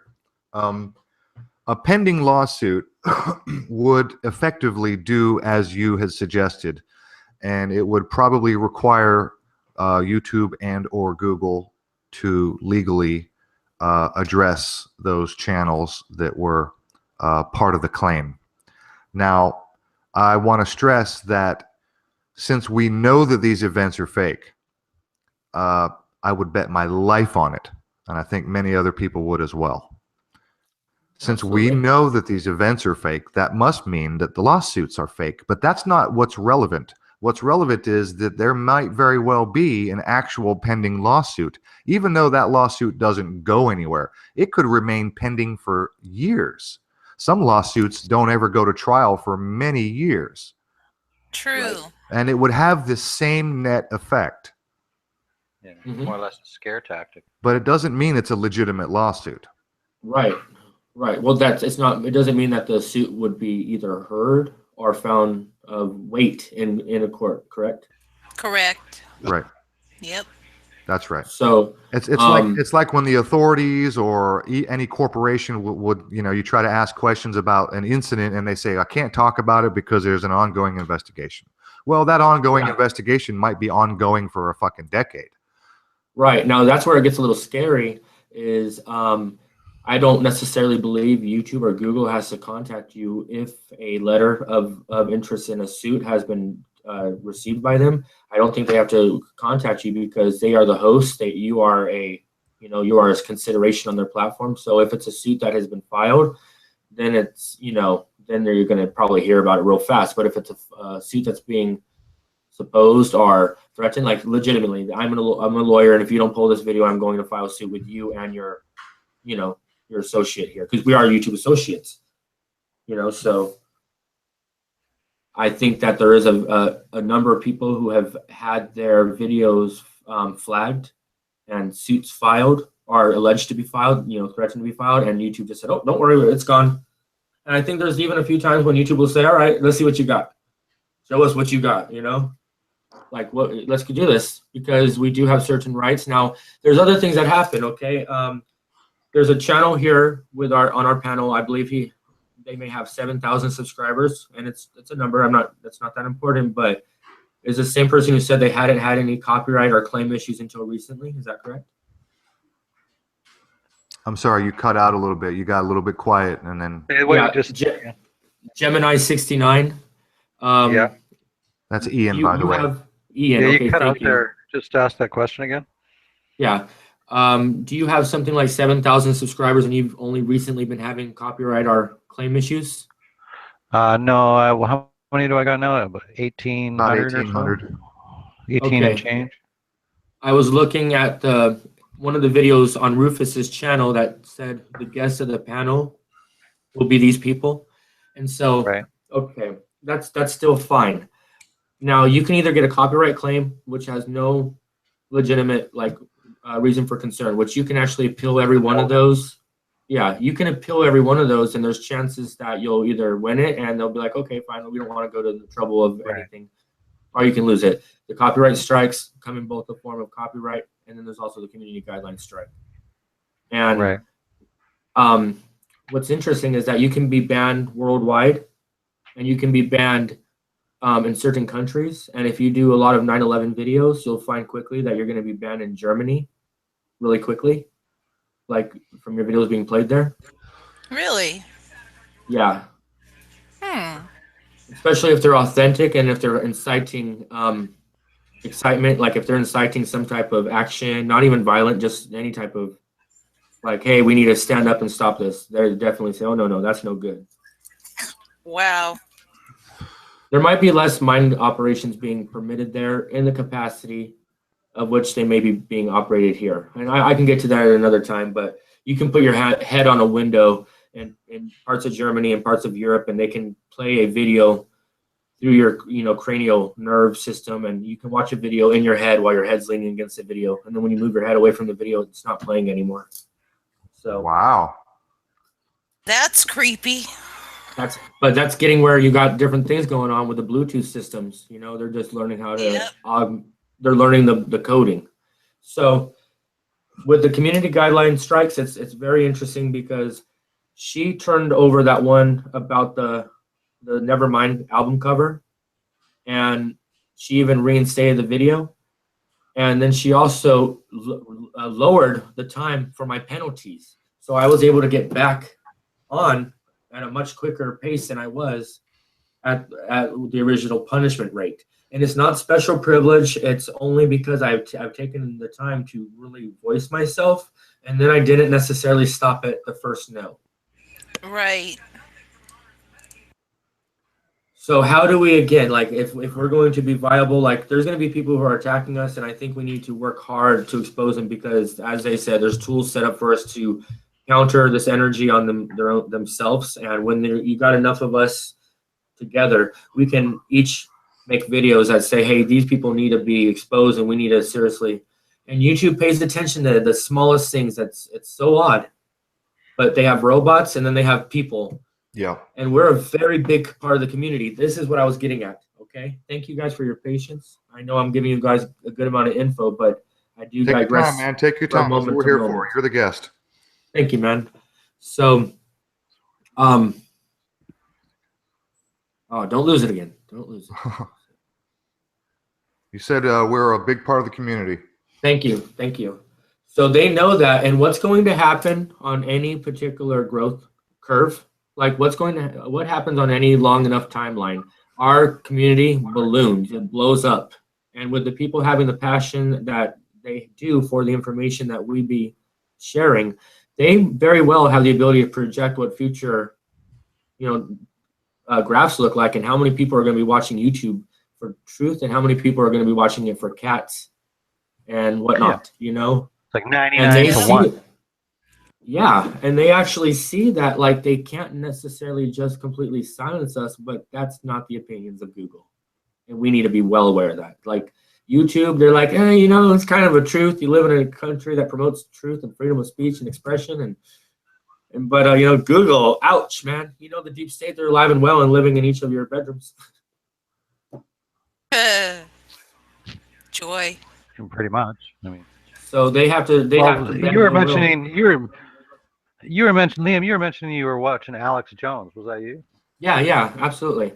Basically watched him all through, since the dawn of his career.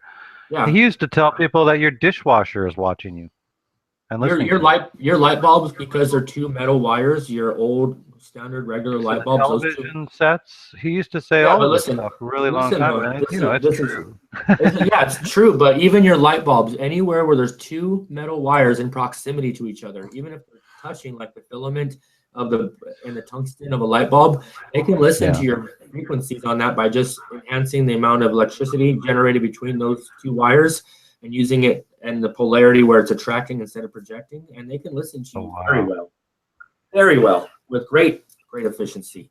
And that's old. The libraries of Alexander were never burned. The secrets of Egypt were never lost. They were just put into private patents and from the public.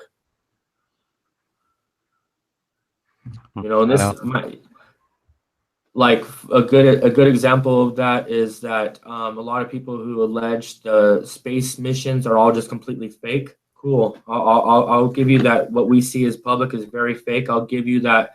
They made a giant wooden Challenger space shuttle and kept it in the largest underground, like the largest water tank used for filming in all of the United States, which was at the Rockwell Space Plant in the city of Downey in Los Angeles, California. Yeah. Right. They filmed the movie Space Cowboys there, and they had a wooden replica so they could do all of the filming with the astronauts that were supposed to be in that thing and show it to the public as if it was occurring there. Right. It was occurring in space.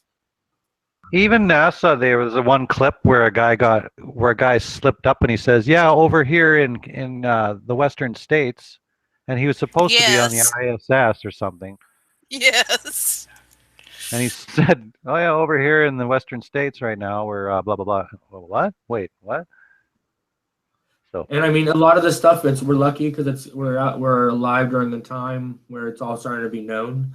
But it's surprising, the amount of content that I've put on, the severity of the contained therein, and what videos were stricken, and I think that we're coming to a big shift right now. Like, it's very interesting because there are plenty of people who are also producing content, and they sound like us, they act like us, they get just as they want to encourage just like we do.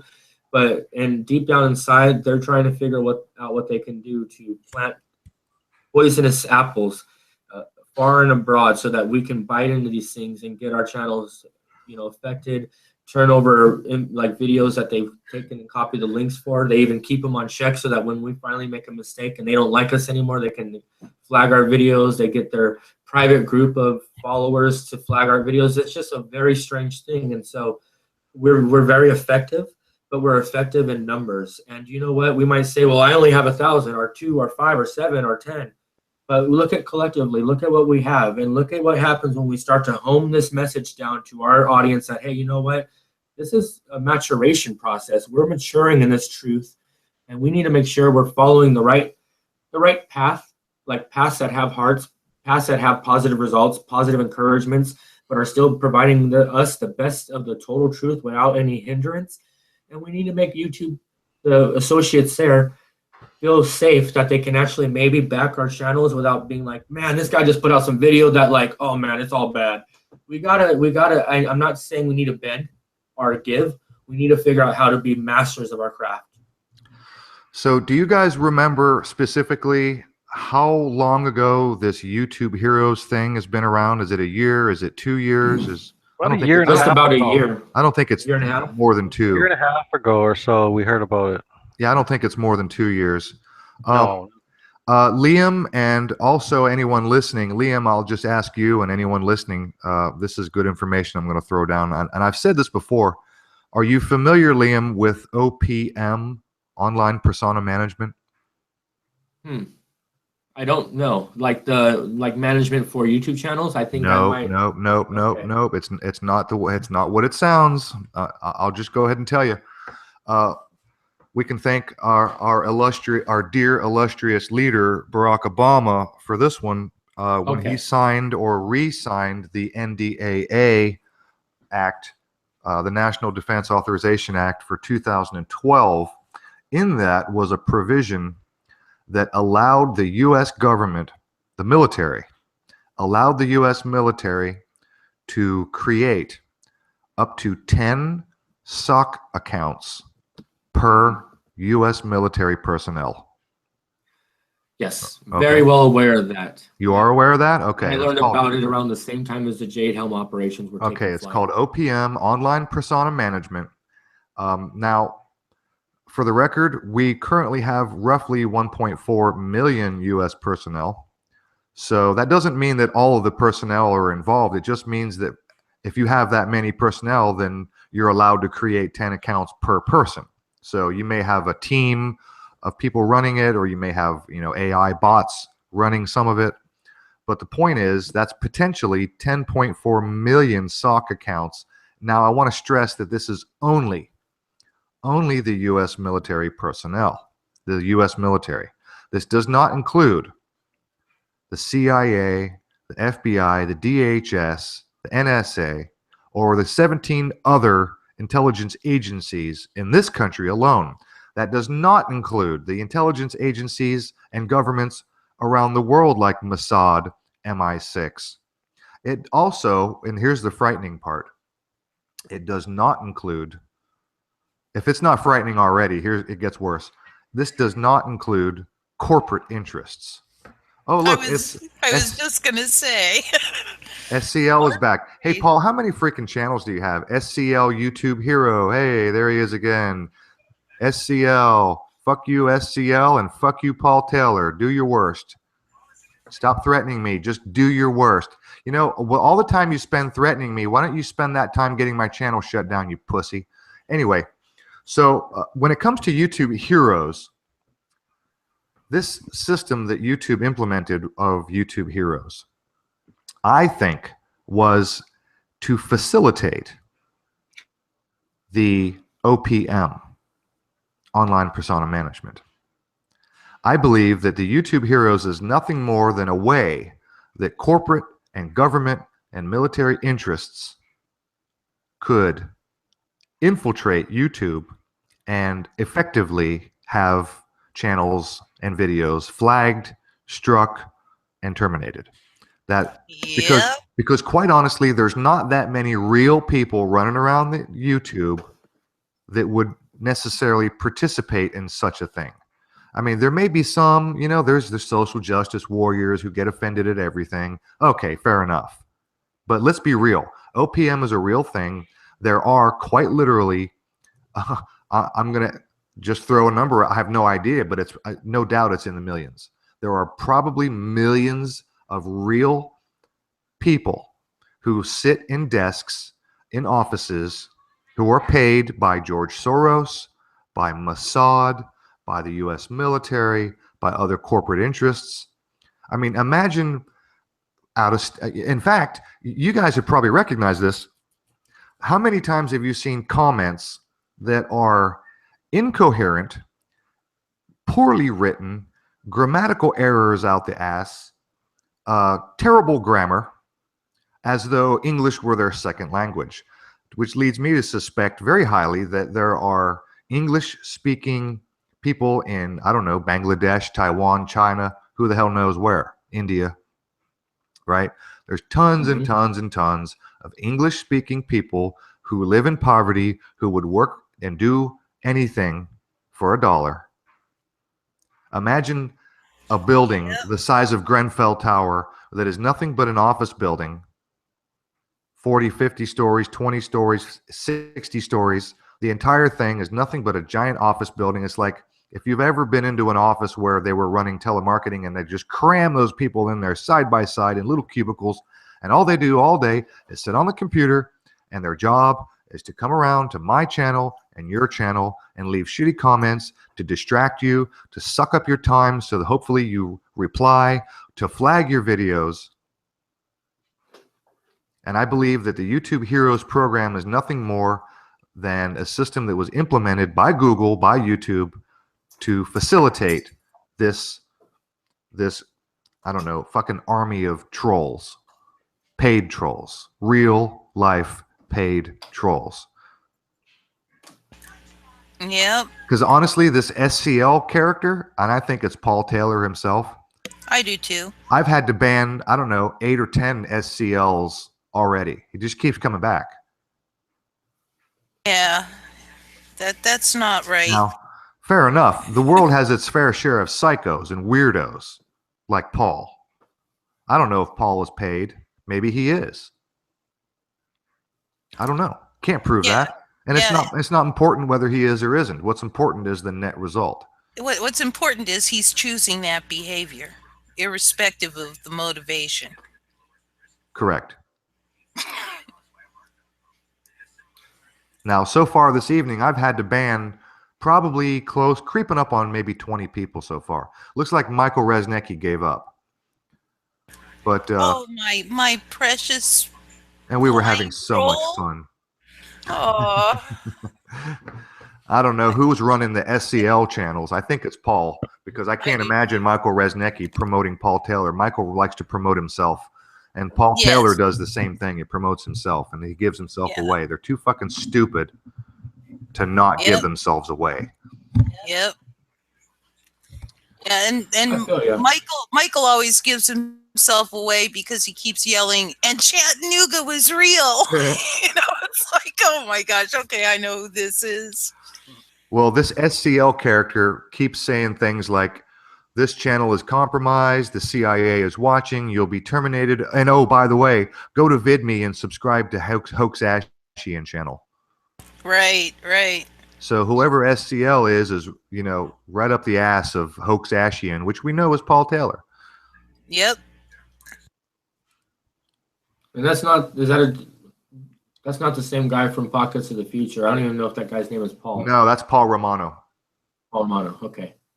Yeah, he's a different guy, and he seems to be, if a little bit fixated on popular culture, not that he's into it, but that he's fixated on it that's all he does is expose Kanye West and Kim Kardashian and shit like that. That's all he does is expose the celebrities, which is fine. Everybody has their niche, right? Everybody has their niche, which is fine. Oh, look, he's back. Oh, joy. Truther Security Inc. What we need to be doing, everybody, we just need to keep track of these channel names so that we can all just go block these channels. Keep coming, Paul. And let me know what your next sock puppet is, and I'll know to block that one too. Thanks, Ian. You beat me to the punch. I had this younger man, probably about 23 years old, 24 years old, maybe even 25. Yeah, I think that's right, 25. And he was saying, I want to be a truther, and I want to learn a lot, and there's a lot going on, and I can appreciate that. It's hard to know what's going on. We learn all this stuff, and we do our job sharing it, and we translating it the best of our ability. But we forget sometimes that not everybody has been on this walk as long as some of us have been, and they don't know some of the leading up elements that got us to where we are now and knowing what we do now. And this kid was saying, but is there any money in this truther thing? And I was like, oh man, this is great. All right, well, maybe there is some money in truthing. It just depends, if you want to write for some websites, if you want to stay really active and get involved with some of the bigger names out there, maybe you can find yourself a place in a team somewhere that's, really, really far along in their walk. But otherwise, it just made me feel like, man, is it that easy? Would it be that easy to just say, okay, look, man, you could be a truther, or you could come over here and you can lie, and we'll pay you. We'll pay you good. All right, we'll get you a Prius. We'll get you some Antifa clothing. You know what I mean? I'm here to tell you, it does not really pay. It does for some. It does for some. Well, like Kenneth O'Keefe, Mr. CIA, Mr. Marine, Mr. Fake Mossad exposer, Mr. I got busted by Mossad and let go of, and nothing happened. I'm talking about. Guy does some good stuff, but I'm talking about only a handful of channels that have grown sizable enough. Mark Dice, High Impact Flicks, God, what was the other one? It was Dabu. Whatever you think of these people is irrelevant. The fact is their channels are in the hundreds of thousands. And when your channel gets to be that big, you're approached by sponsors, and then you get to monetize. And so, yes, there is money to be made, but I'm going to tell you right now, it's years and years in the making before your channel gets into the hundreds of thousands. Okay. Yeah. So you're going to be doing it for free for many, many years before you see a dime. Right. Right. And I can appreciate that. But Yes. just overall, I really looked at it out, and some of the things that we're hearing in the different echelons of the truth community is that there needs to be more of a revenue available for, paying for us to stay motivated and to keep ourselves, working in the truth. And I can get that, but that's like a little bit of a strange little thing that has to happen, because some of the people who are like 60, some of the people who are 70, some of the people who wish Hillary Clinton would have become president because they don't believe that people could be cooking people and partying like that in the DC underground. They just don't think it's possible. They're like, these liars, these CNN exposers, they're evil. They need to shut up and go back into their holes, which they crawled out of. But they actually think that the wealth of the rich needs to be redistributed to the mass populaces. And they think that there's going to be some way for us to be done. And it's going to be part and part involved with the fact that there's going to be a new robotic and artificial intelligence industry. So there needs to be what we call universal income. And if you see Mr. Zuckerberg himself sitting next to his top hat wearing and bow tie brandishing, good fellas, notable figures of nobility, you see that they're pushing this universal income thing real hard, but that's just slave wages with a new face. Yeah, one of the things somebody said, oh, look, they've got this basic income thing going. Isn't that great? And I'm going, no, it's not great. What's going to happen? That's just the first step. Get everybody on this basic income. And then the next step is, well, you don't get your money unless you get injected with toxins or basic. Yeah, or the next step is going to be, oh, sorry, we just ran out of money. Right. You guys know, yeah. Oh, there's a big play on words. There's a really big play on words, and everybody who owns a food stamp card, the EBT card, this isn't new. But you just add a D on the front of that EBT, and you see that it's a debt card. It's a slave card, and the same thing happens with basic income. All of these girls are calling their boyfriends their bae now, right? And then sick. Everybody's going to get sick if they're not out there working, out there trying to provide a life for themselves. They're just going to become sedentary. They're going to become lazy. They're going to become expecting of favors, of handouts, and people are going to become sick. Go ahead. Well, here's the thing that I don't know if you're aware of my work on this planet, but not yet, but I'm about to be. I don't believe that humans are naturally lazy. I think the problem is that most of the people who don't do anything when they've got money coming in is because they really can't afford to do what they really want to do. They have enough to live on, but they can't, like, let's say they want to go traveling, or they want to get into archaeology, or they want to do something else. Well, I don't know, what do people want to do, but they can't afford to do.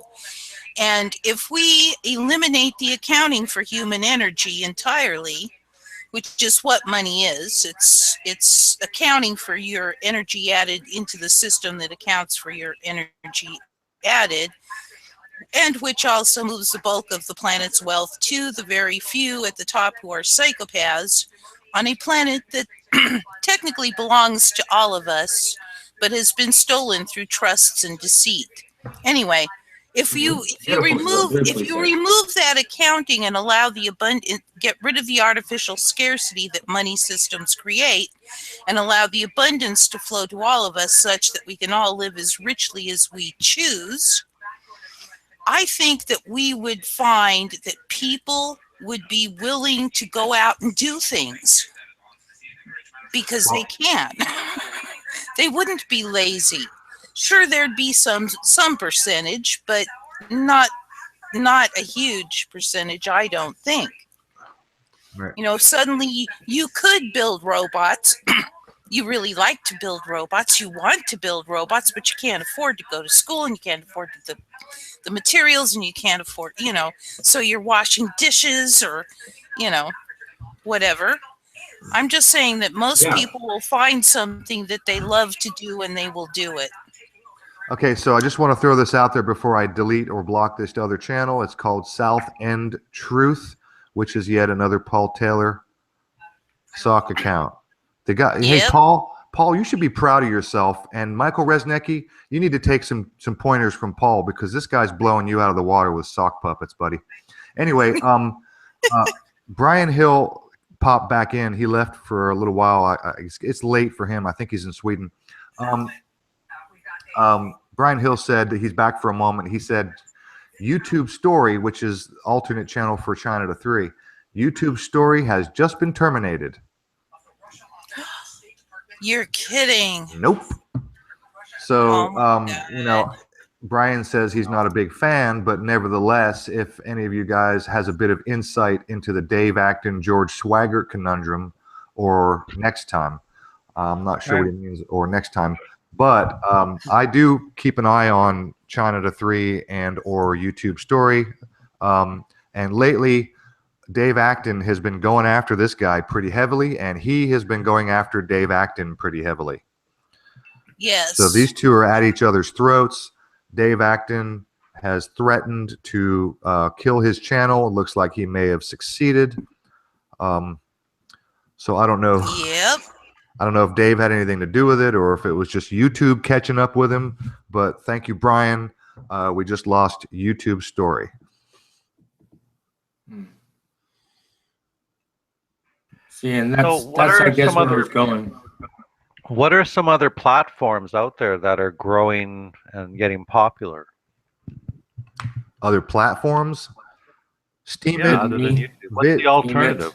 You know, a lot of people are talking about Steam It these days. VidMe, there's Johnny. Johnny, are you coming back in here or what? They're all Freemasons. They speak conspiracies, disinformation. Yeah, I'm here. I'm here, and I'm also in chat as well. Oh, there you are. I didn't know you were back. I was on a different tab. I'm sorry. If anybody who's listening to the show right now knows any other platforms that are gaining steam, just type it in the chat. You know, I looked at a bunch of platforms, and it looks like it's all the same money behind all of them. For example, WikiLeaks came out within 3 weeks of LiveLeak. VidMe also, same money, the same investment money that's put into all of these others is being put into VidMe. WikiLeaks, it's all the same hand that's behind it. I still think that the only viable option is a hosted server. But then you're fighting YouTube search results because they've vowed to, reduce in rank in the search results anybody that might be conspiracy oriented or truth oriented. How vile! How unethical! So in other words, we're screwed. Well, I think there's always a solution. I think it's going to start with people having to come together collectively and maybe build their own site, a site that's I was just thinking that maybe somebody should start a I hate these, but a GoFundMe account, or something on that order. We talked about this on a couple of occasions. I had the idea many months ago to, I tossed it out there in a hangout, someone else's hangout. I said that we should start a GoFundMe campaign for truthers to donate money to someone, hopefully trustworthy, for Christ's sake, but ultimately for the purpose of buying or renting billboard space, like real life stuff, not just YouTube. Not everybody's on, sure, there's a lot of people on YouTube, but not everybody's on YouTube. Not everybody's on Facebook.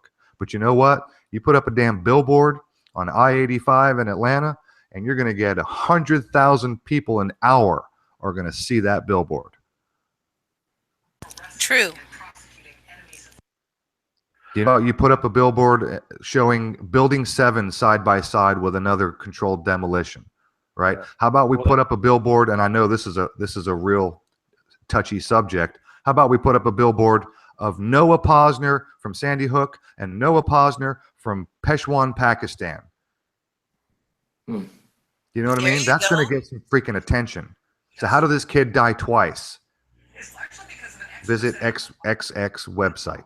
You know Well, what I that's mean? what I do with a bunch of my friends once a year on 9/11. We do our bridge banner drop, and we stand there on the bridge and we put up 9/11 truth, right? And all the cars are honking, and we get more honks every year, right? That's awesome, Ian. I love it when you do that. Yeah, because it's a good message, and lots of people see and they look up and they wave. Oh yeah, yeah, totally. And I hear some guys yell out of their cars as they drive by, 9/11 was bullshit. You know, so it makes you See, feel that good just that goes there's to other show that people people out really there. are getting the message. Yeah, yeah. It was a good feeling last year because we had a lot more people honk. The world is just becoming more politically awake, like rest in peace Zbigniew Brzezinski said, right? Yep. The world is becoming more politically awake. Go ahead, Liam. Thank you, guys. And I've never intended to interrupt. I get excited about the things you guys are saying, and it gives me things to think about. So not only can we consider what the implementation of a GoFundMe account could mean, possibly for building a platform like that, but also we need to utilize some of the other tools that are available to us, like creating a petition, so that we can advocate for a proper review of why this large number of YouTube channels were suddenly terminated. Also, we can start a petition to try to get it so that it's only on your second strike do you get banned from being able to do a live stream, because that's how it used to be. We can also look into seeing what we can do about advocating that this all be investigated properly by YouTube staff, because there's obviously something going on. And we just would like to know, I mean, we do matter, we do count. I know that's an impossible idea, but we only count because we make ourselves count.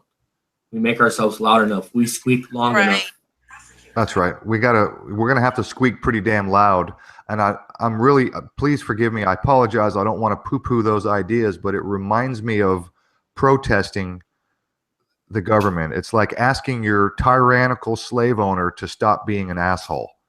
Well, I want just a level platform. I want a level playing field, and if I can achieve that, then cool. If I can't, then we know we can't, and we have an answer. I'm with you on that, 100%. I think the billboard idea is a great That's idea. Huge. Yeah. Like a huge camp, and they're not cheap. They're not cheap. Imagine if you could have one with this building 7 collapsing all in one, like a little clip that loops. Hey, you know, they have those electronic billboards now. How awesome would that be? There was architects and engineers for 9/11 Truth put up their big signage at Times Square, remember? Yeah. That was fantastic. Yeah. And they were showing building 7 collapsing. How could this fall at free fall, they're saying. Well, we know that the YouTube guidelines and whatever rules that they think or they tell us that they're supposed to be playing by, we know that's bullshit. We know it's bullshit. I mean, it's like you guys were saying earlier that, Ian, you did a quick search for porn and up came pages and pages, right? Pornography, yeah, right there in my face. And then they guideline strike us for nothing. Anaconda Malt Liquor has pointed out and highlighted on many occasions that, you know, why is this okay when this is not? Meaning, well, exactly. You know, our truther channels are getting shut down. And and he even provides links. He says, hey, go over here and look at this. It's right here on YouTube. And it's freaking porn. It's hardcore porn. Why is this okay? Oh, and by the way, let me just, this is a little bit of a side. Not only that, you can type in real deaths on camera, and you'll see people actually dying on camera. Sure. Oh, yeah. And here we are, we're exposing the fakery of it all, and that's worse than watching the real. Yeah, it should be painfully obvious to anyone paying a little bit of attention that what is really going on is ultimately this is about silencing the truth and nothing else. But who's silencing it? I want to know. I want answers, and it sounds funny, but there are processes that must be followed. Even if it is a private business, it doesn't matter. You create enough. There is a cabal that's running the hoaxes. They're doing it all for a new world order. That's the bottom line. No. That's it goes right up to the highest of the Freemasons. Well, higher in Freemasonry. It goes right up to the Skull and Bones and all these other secret societies all combined together with one common goal. Here we they're go. going to silence everybody down below, so no one can ever really find out who the real, the emperor still has clothes, so to speak. What do you think was the first year that the first pope took his position? It was like 15 something. 33, Common Era. 1533. Oh yeah. No. 13. No, just 33. Oh, really? Yeah, really. Really? Really? Oh, wow. Now you're seeing how deep the rabbit hole can really go. If you want to know who's doing all the bad stuff in the world. Oh, well, we're well aware of the Vatican around here. Oh yeah, we're Oh, I know, but that's an interesting little gem of info, though. Thanks for that. But do this math. Muhammad lived 525 and first there was 3 forms of Islam, Muslim religion, and they began 20 years after Muhammad's death, but it didn't exist until 500 Common Era. So now we have 500 years of the papacy before even Islam culture existed. If you go back before that, you get Assyrians, Akkadians, and polytheism from Mesopotamia. Right. That's it. The papacy. Yep. Well, there's always been a common ruler. You're right. There always seems to be a common ruler, right? Did you know that the Pope during 1940s they commended Hitler for his attack against the Jews and said they deserved it, men, women, and child alike? Well, okay, you're going to get us completely off topic with that. We don't believe the Hitler story at all because we know that Hitler was funded and he was a puppet for the whole war. Yeah, and we know that the Jews... And this was to create the state of Israel. They did this whole thing. Right. The whole and Jewish community. community... The UN, right? The UN as well. Yep. The Jewish community published in broad newspapers many years before the war that they were boycotting Germany to begin with, before any of that. And we know that Hitler was, like Ian said, he was completely propped up. It was right after World War I. They were dead freaking broke. And then all of a sudden they had an army to challenge the world. Well, where do you think he got the money from? Yeah, right. From these, from the psychopaths in control. The psychopaths in control, Amy. You're right. Yep. So, let's see here. But that's interesting. So the very first papacy was the year 33. Is that true? Really? Right. Okay. Now, what else was there? Oh, and by the way, since you're kind of into the ancient history and ancient cultures, we'll throw this at you real quick. I don't want to derail the conversation or the topic, but there is a civilization that very, very, very few people are aware of. It's called the Pelasgians, that came long before the Akkadians and the Assyrians and the Babylonians and the Phoenicians and the Canaan. I said the Canaans, but yeah, look up the Pelasgians. Sumerian. Yeah. Well, yeah, Sumer goes back as far as we can. Yeah, the Pelasgians are known by the Greeks as the people who lived before the moon, before we had a moon. Right. So there you go. If you're interested in ancient cultures, look that one up. You'll spend Speaking of plenty of time having fun researching that. Speaking of the moon, Robin and I are, how I see the world. He and I are having sort of a little back and forth about whether or not the moon is an artificial construct up there in the sky.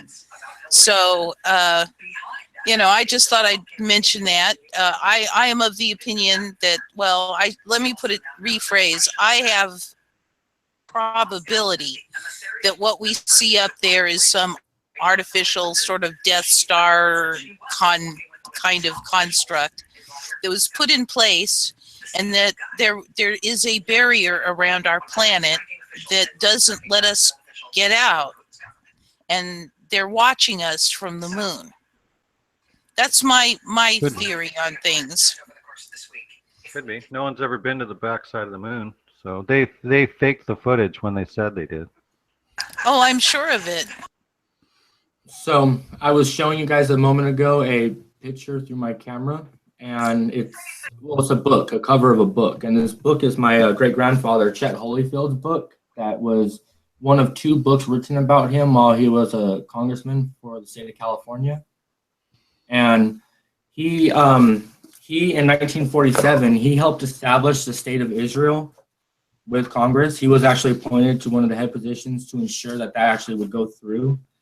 And he spent a lot of the later years of his life kind of double thinking that whole effort. But here he is with General Eisenhower. This is this photograph here, General Eisenhower. Here he is with Eleanor Roosevelt. Here he is with, this was the article that was made when he was printed on the cover of Time magazine. And the reason why they made that article was because he was taking a lot of the children who were not, whose families were not immediately transferred over to America from the officers of Nazi Germany through Project Paperclip. He was taking their children and he was adopting them into high elite American families so that when their parents finally could get to the Americas, they could be reunited with their children. So he was given the cover of Time magazine for his work reuniting, you know, the families of SS officers with the SS officers and so on and so forth. Here he is with. So, say again, who is that? That is my great grandfather, Chet Holyfield, representative. And how many of those? Your great grandfather. And how many of those children made it back to their families? Any idea? A lot. A lot. These were elite family members, these children. Oh, so it was the children of the elite families. Right. Not the other so way they were around. just being handled. Not the other way around. Being, not random children being adopted to elite families. Now, we've covered Right. a lot Gotcha. about Operation Paperclip on this show before with the secret space program going Oh, hell on. yeah. Yeah, we've had Dr. Joseph P. Farrell on for 4 hours. We know, I mean, yeah. He told, here he is doing a Masonic handshake between John F. Kennedy and Lyndon Johnson. He told John F. Kennedy to start printing notes that were not under the Federal Reserve. He also feels like he very well directly had part in the suggestion that would take that man's life very quickly afterwards. Wow. His daughter, Willie Mae, I'll show you a picture of them in a second, but here he is as an advisor to Richard Nixon. He was also an advisor to John F. Kennedy. Almost every president from 1943 to 75, he sat as a personal advisor to in the Oval Office. Now, he was the Speaker of the House when there wasn't any other speaker available. Here he is acting as the Speaker of the House. Wow.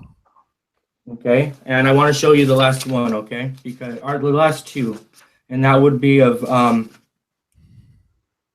here he is when he was very young, and that was the house that his family grew up in, and he decided he was going to run away from home when he was 15 years old and start a men's suit store in Montebello, California, and then he was shot by another politician accidentally on some island during some hunting trip, and they told him while he was recovering in the hospital, being that he had already successfully assisted a number of local figures in the process of becoming politicians, that he was going to run for Congress and become California's next congressman and perhaps their longest running congressman ever. Now his daughter, which is the second from the left, okay, his daughter, the second from the left, is Willie Mae. That is my dad's mom. And unfortunately, when my dad was just around the ages of 12 or 14, her life ended via a sudden aneurysm. And my dad was immediately relocated far away to Puerto Rico, if you can imagine how that works out, from Virginia and Congressman home to Puerto Rico to an uncle's house. You know, there was a lot of kids in the family and a lot of different people couldn't take all the responsibilities at once. So different kids went different places, but I've done a lot to do a lot of research and look into it very deeply. They gave my great grandfather, here we'll screen share real fast. We'll screen share another picture of what it is exactly that he has. Let's see, this should be screen sharing. Okay. Take your time, man. We got enough of the show. So. Okay, I just don't want to. I hope I'm providing you guys some stuff that's like enjoyable. No, you it's really No, interesting. it's interesting. In fact, I Really probably would like to have you back on a different occasion to cover these Yeah. topics To specifically. go more over this, yeah. I want to try to get back on our topic here while we've got about 40 minutes left. Okay. Am I screen sharing the right stuff though?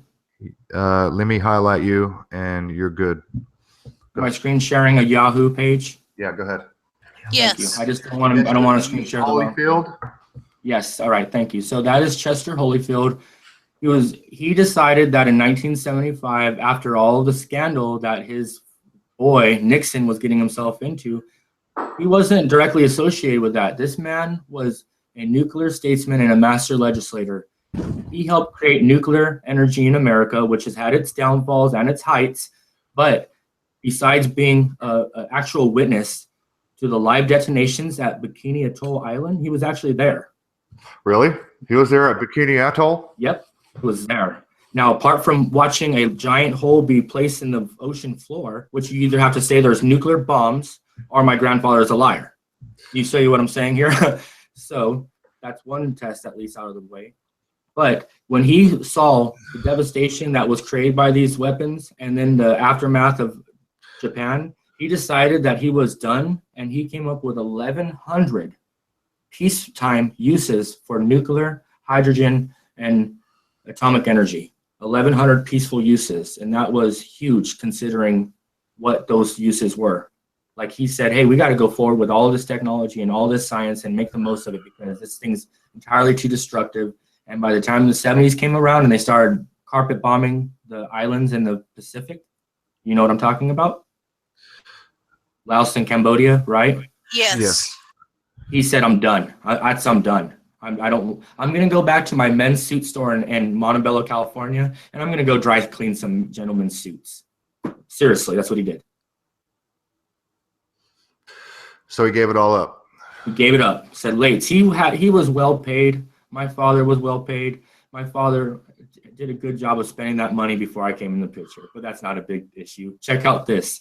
They gave him this building down there in Laguna Beach, California. It's a large Giza-style pyramid, and that's because of the significance that his work held in Congress. At the beginning of his book, it says, there will never be allowed another congressman with the type of authority and the ability as Chet Holyfield, because the Congress cannot allow that much power to be, collected into one person's hands. And so that's why they did so much to undo all the great things that he did. And this is him on the Long Giants Wittenauer chronoscope 20-minute broadcast back in the early days of television. Here's the book I was just showing you guys. And I mean, he took a nuclear reactor and he put it inside of a giant wooden submarine that they built off the coast of California so they could figure out if there could be nuclear subs or not. And then after he did that, he decided to build a nuclear fleet of submarines that we use to take Admiral Byrd to Antarctica and stake claim of Antarctica, not at that time, but with the help of 5 allied nations a few years later. But he made it so that we could get back and forth using nuclear energy and with the submarines from the mainland of South America to Antarctica, like nothing. That was one of the last things he did. And because he knew what was going on down there, and we will leave that perhaps for some other time because we want to get back to, as you suggested, the topic at hand. Thank you, brother. All right, interesting, and we'll have you back. Maybe we'll discuss those things specifically. I want to try to get back on our topic here while we've got 35 minutes left to go. Yeah, Johnny, do you want to add anything to? You want to? Yeah, I don't know if you guys talked about Red Silver J. I went looking for him the other day and noticed that he had pulled down all of his videos on both of his channels. He really had, I love him.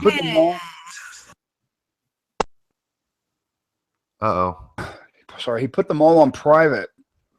I think he got a strike for a Sandy Hook video, a copyright strike from the Posner, and so all of his videos are down. That's what I would suggest anybody getting a strike. The first time you get a strike is to pull everything down and put it on private until that strike clears. Because once you get one, then then you're black marked, and it's a lot easier. Excuse me, to pull your channel down. So he took all of his videos down, and that's what I wish I had done with my Supertramp 2 channel, which exploded after the first one got taken down. The second one just went crazy. So did the third one. I just couldn't believe it, how fast it took off. So, I mean, losing a channel is an opportunity to to create a new one and to create everything. And you never know, it might actually, once you do start another channel, it might actually take off. So, I mean, there might be a light in all of this. My channel, even though I ended up losing it, I'm on number 4. I haven't started building this channel yet, but if anybody does get a strike, it's probably the best thing to do is just to pull the videos down. Anything that could possibly be for any reason. Well, because they're looking for any reason. I see the advantage now that you mentioned, you know, when you said to pull them down until the first strike clears, I see the advantage there. It does suck though, because what does it take? 30 days for the first strike to clear? It actually, I think it's 90 days. Yeah, it's 90 days. Shit. 3 months. For a year. Damn. Yeah. That, you know, it just, to me, what do we do here? Because once we take our, you know, put our videos on private, we're sitting there not getting the information out. It effectively shuts us up, right? Anaconda Malt Liquor is in the chat room. What's up, brother? Anaconda Malt Liquor. Private bids are being struck too in some cases. Yeah, we know. I've noticed. If you're marked for termination, I don't think putting bids on private makes a difference. I agree, Anaconda. I've said that before, but I think what Johnny just said makes sense, because once you have the first strike, and yeah, I do know that the algorithm will still find your video. You'll still be scanned. And Robin and From Death to Life have both had videos struck while on private. But I think what Johnny said has some merit to it. It'll at least protect you from the YouTube heroes, otherwise known as online persona management. I want to throw that out there again if you haven't heard. So, I mean, it's kind of a conundrum. I mean, you put your videos on private and you pretty much go incognito. You go dead silent for 3 lousy months. Right. You know, that's not doing a whole lot of good except sitting idle while you're waiting for your strike to go away. Right. Go ahead, John. Sorry to interrupt. Yeah, I mean, it does, but the alternative is if you lose everything, you're going to be silenced anyway. So, right. You know, taking a timeout, and I think with Red Silver J, there's not a peep out of him. He doesn't have a third account. He's not communicating and letting us know what he did. He just went completely black, just completely silent. And not a word out of him, and keeping a low profile. At least if your videos are on invisible, they can't be flagged additional times. And I think it is a numbers game. I've had, you know, some videos get flagged after just 12 views, so it doesn't take a lot. But, Aaron? Yes. I think you've still got Liam stuck. Oh, on mute. I got him on permanent. Yeah. Okay. Yeah. Okay. No problem.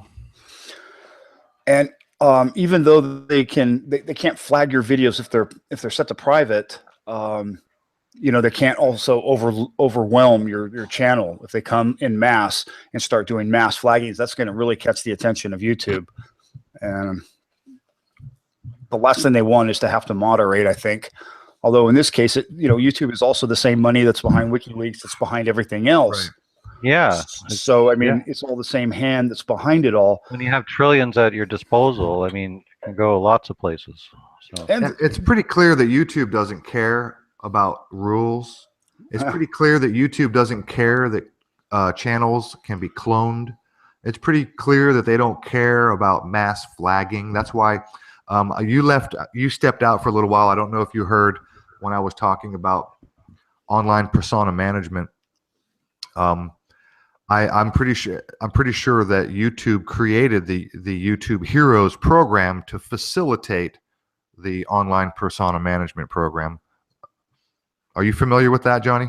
I'm not familiar with it. I remember the YouTube Heroes program starting last year sometime, but I'm not real familiar with it. I know it's just it's organized way to stalk and flag videos. All right, I'll be quick about it because I've said it many times and I've said it on tonight's show already, but I'll just tell you and anybody new to who's tuning in. Online persona management, it's a provision in the NDAA, National Defense Authorization Act. Barack Obama signed it 2012. The provision allows for the U.S. military to create up to 10 sock puppets per U.S. military personnel. We've got 1.4 million U.S. military personnel. That's 10.4 million potential sock puppets. That's only the military. That's not corporate.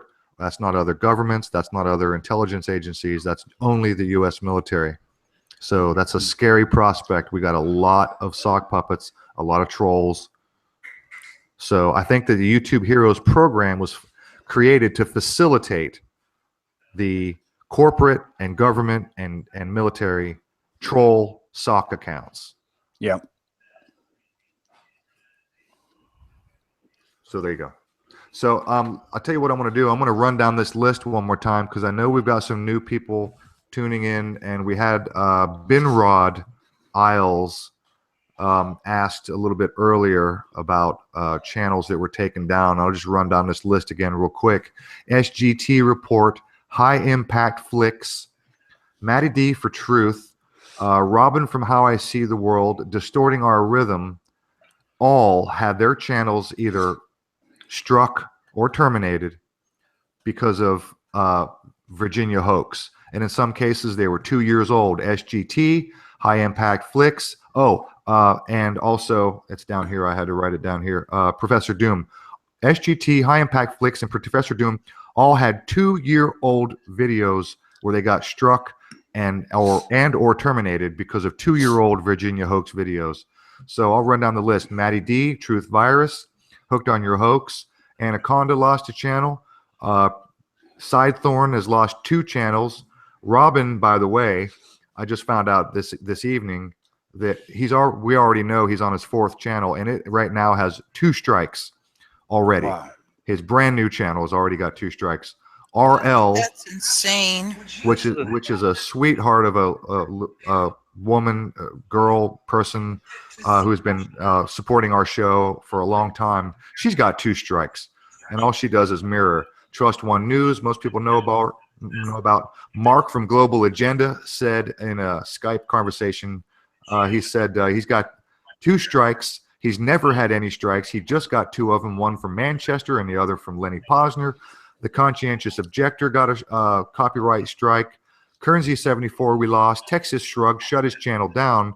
China to 3, his backup channel YouTube Story, I just found out today on the show, by the way, thanks to Brian Hill.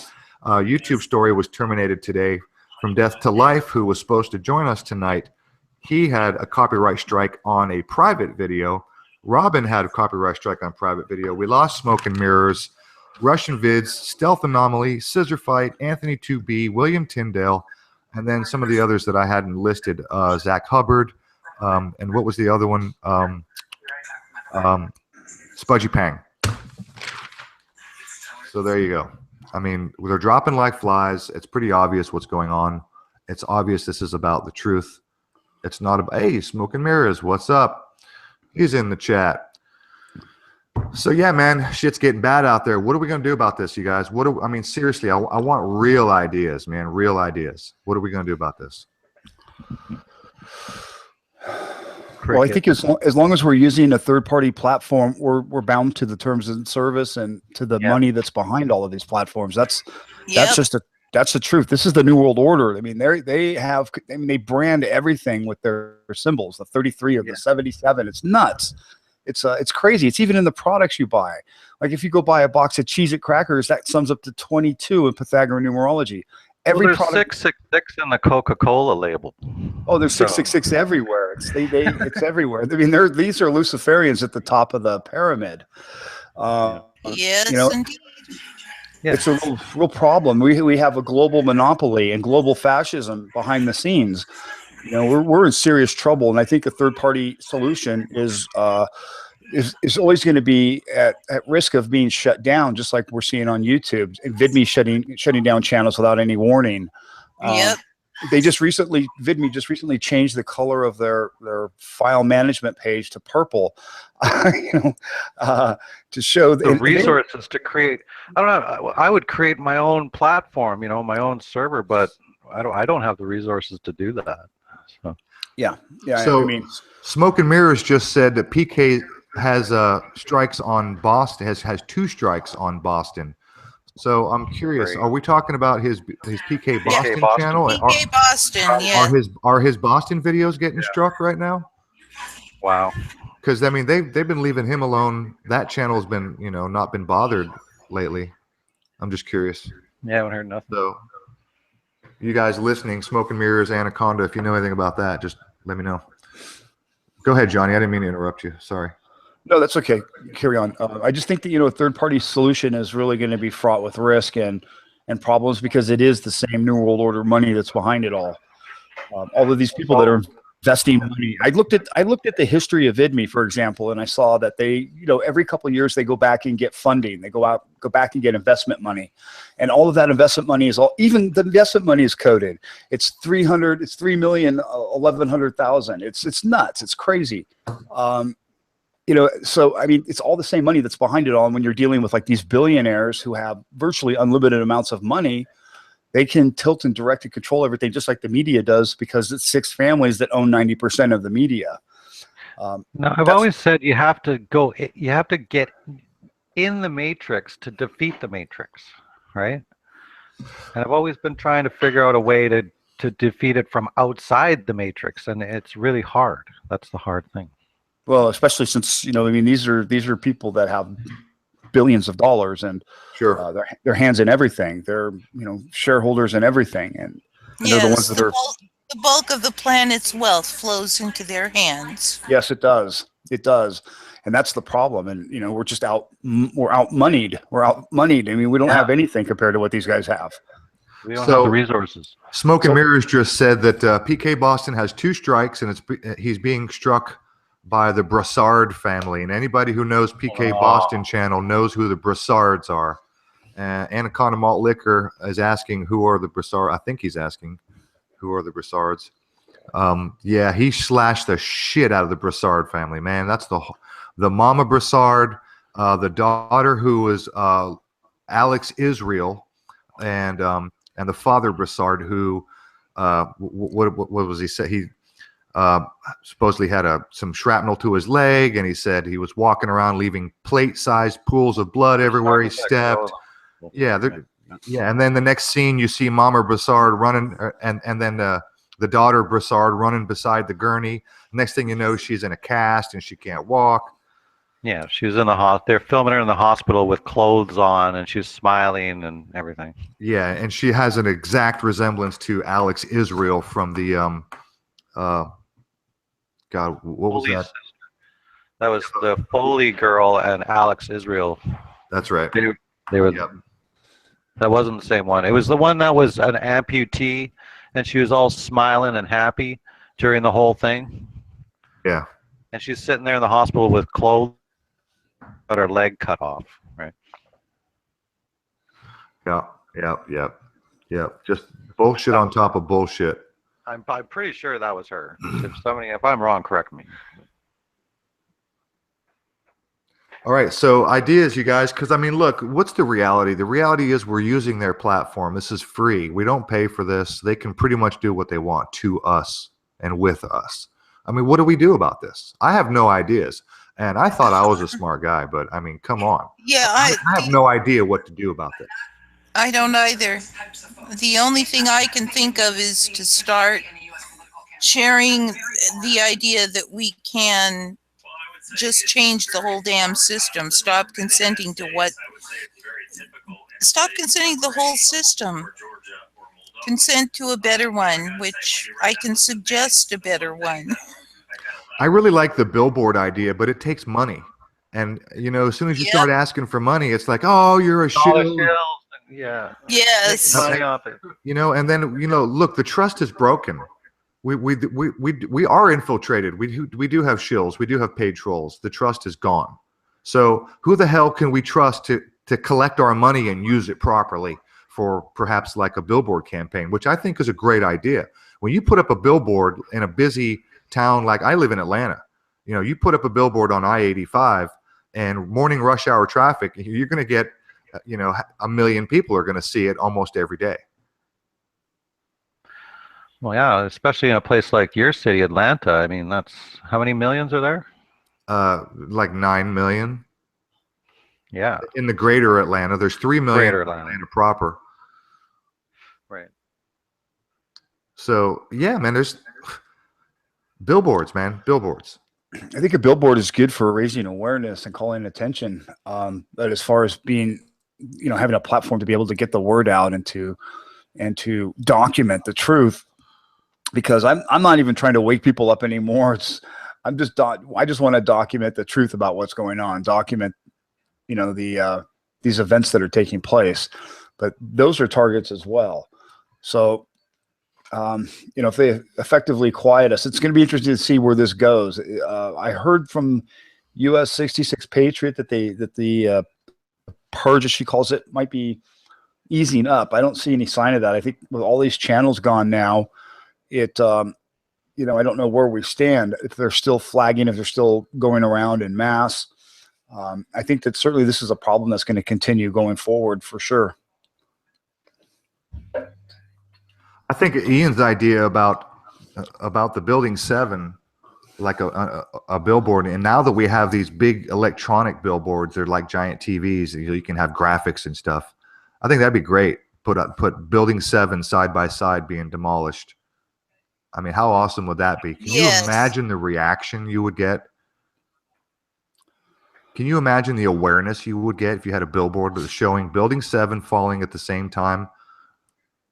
You know what I mean? With an equal building being known demolition. To most people, it's a surprise that there was even a third building. They didn't even. That's right. Yeah, that's right. really. That would be a big shocker. Well, I didn't know 3 Be buildings. like, what's that? What's Building 7? And then Right. be like, what? You don't know about Building 7? Where the hell you been? So what other yeah, kind you've of been watching smoking gun? mainstream Like what other television. kind of smoking gun type evidence could we put in billboard form? Brian said Chris Hurst. I don't. No, nobody would know what that is. Right, You got to nobody do would. something that everybody knows We about. need something that's real shocking, real eye-opening, and an absolute smoking gun. Dead silence. Because Sure. people wouldn't know Sure. about Sandy Hook. Like, there's people up here that have no idea even what I'm talking about when I mention it. So, Really? you know, Wow. yeah, like, don't even know. Yeah, well, right? 9/11's the big one. Everyone knows about 9/11. Yeah, everybody knows it affected everybody all over the world. You know that there was a vote that was taken at one time, and it said that 30 million Americans believe that the events of the underground pizza parties of DC are in fact real. The what? Say that again. You're cutting out there. 30 Sorry, million man. people. There was a poll taken. 30 million people believe that the DC pedophile ring is real. Yep. 30 million. 30 million people? Americans. So that's 10%. Wow, 10% of the people. Yeah. That's a pretty not big high. number. That's a Pretty good. low. That's a low awareness, though. That's enough. not bad. That's not bad. Yeah, That's actually enough. That's right around where the tipping point is. That is the Yep. tipping point between 5 Yeah. and 10%. In fact, Yep. Catherine Austin Fitts just recently reiterated that it only takes about 5% of the population to really have an effect. But the problem is we have to get together. We Okay? are. We're We are getting geographically- together. Well, we're we- confined geographically because I'm in British Columbia, Canada. Aaron's in Atlanta, Georgia, on the other side of the continent, right? And Amy's up in New York. They're both on the Yep. other side of the continent. So I mean, We don't necessarily absolutely have to get together in person. We have to get together in thought and energy and movement and effort. I have a forum. And that's critical. And I know that, like, I have a website, I have a YouTube channel. We all have our channels. I like every one of you who I have had the opportunity to have this wonderful exchange with this evening. I would like to get to know you further and do what I can to share with you my audience. And if your audience is available, likewise, because that is what one of my elders has told me, is that we have some great opportunities. We can take our knowledge and the love for our families, and we can run away and hide deep in the mountains of Peru. And that way, when everything blows over, we can come out and restart civilization in the image of the love that we hope that it could be formed in. If that means that the government's going to fall apart in the process. If that's not going to happen, then we got to figure out something in the meantime better. And that would be taking ourselves and uniting all of ourselves in any capacity possible, even if it means there's some ways we can't unite, like physically. Because there's enough of us where and like we get people motivated and we get people knowing what's going on. And it's not, again, I don't protest. I'm not really trying to say protest. I'm really trying to say take the power back. And it sounds funny, but I do believe that like as these efforts grow, we can actually utilize them to conjure electives. And though we say that our president is selected and not elected, that is part of the process that we do have the power to change. Well, can I interject something on that? Because Totally. I do not consent to any other governing me. Period. Right, especially when committing the crime that this one has. I consent to the 3 laws of ethics. I consent to ethical anarchy and a solutocracy. And that is what my work is about, presenting these ideas that we can consent to, withdrawing consent from that crazy ass system that promotes psychopaths. Anytime you have a top-down control mind, or government as most people call it, you will have psychopaths promoted. The power draws them, and they are going to be willing to do anything to get it. Stop short of certain ethical issues. The same with money systems. Money systems promote psychopaths. So it is absolutely no wonder that we have psychopaths in control on our planet, owning all the corporations that people call governments. They're all corporations. If you go to Dun & Bradstreet, you can find every one of them listed. They are corporations, and they are owned by the same people that are writing scripts to create the illusion that we need to go to war with this country so they can make money, and we need to go to war with that country so they can make money and take more control, and so on and so forth. We need to just withdraw consent from all of these things. I agree. We need and to then once consent has been withdrawn, I think we have to dissolve their power so that others who don't know how to withdraw their consent, that we haven't reached, can inherit that gift, which is us absolving the powers that are at this moment. Well, I mean, it sounds, yeah, go ahead. I don't know that we can do anything about just dissolving their power per se, but we have to get free energy out into the open. Okay, we have to do that, because that will make the accounting for human energy moot. There will be no purpose. It'll be like accounting for grains of sand. That is why they avidly suppress it and hide it. We're not being allowed to be the species we're supposed to be, or the life force we're supposed to be, or the civilization we're supposed to be. I agree with you completely. Completely. And wage slaves. Oil companies don't want Tesla energy out in the public. That's why they creamed Tesla way back when, right? But it can be, it's something that can be forced. They made the money off the oil, and they don't want you to make money. They know free energy is all it costs is to set up a unit to collect it.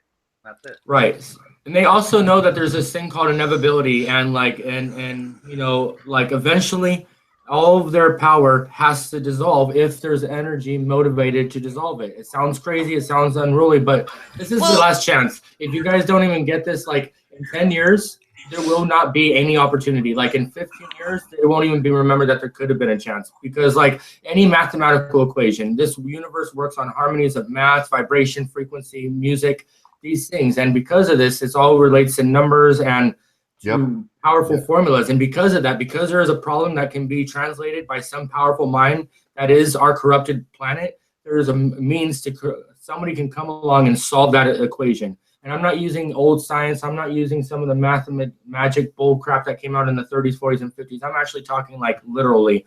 There is a problem that can be solved. That's just the nature of problems. Yes, well, in fact, the solutocracy is based not on passing small L in quotes laws, which are your acts, bills, codes, statutes, etc., etc.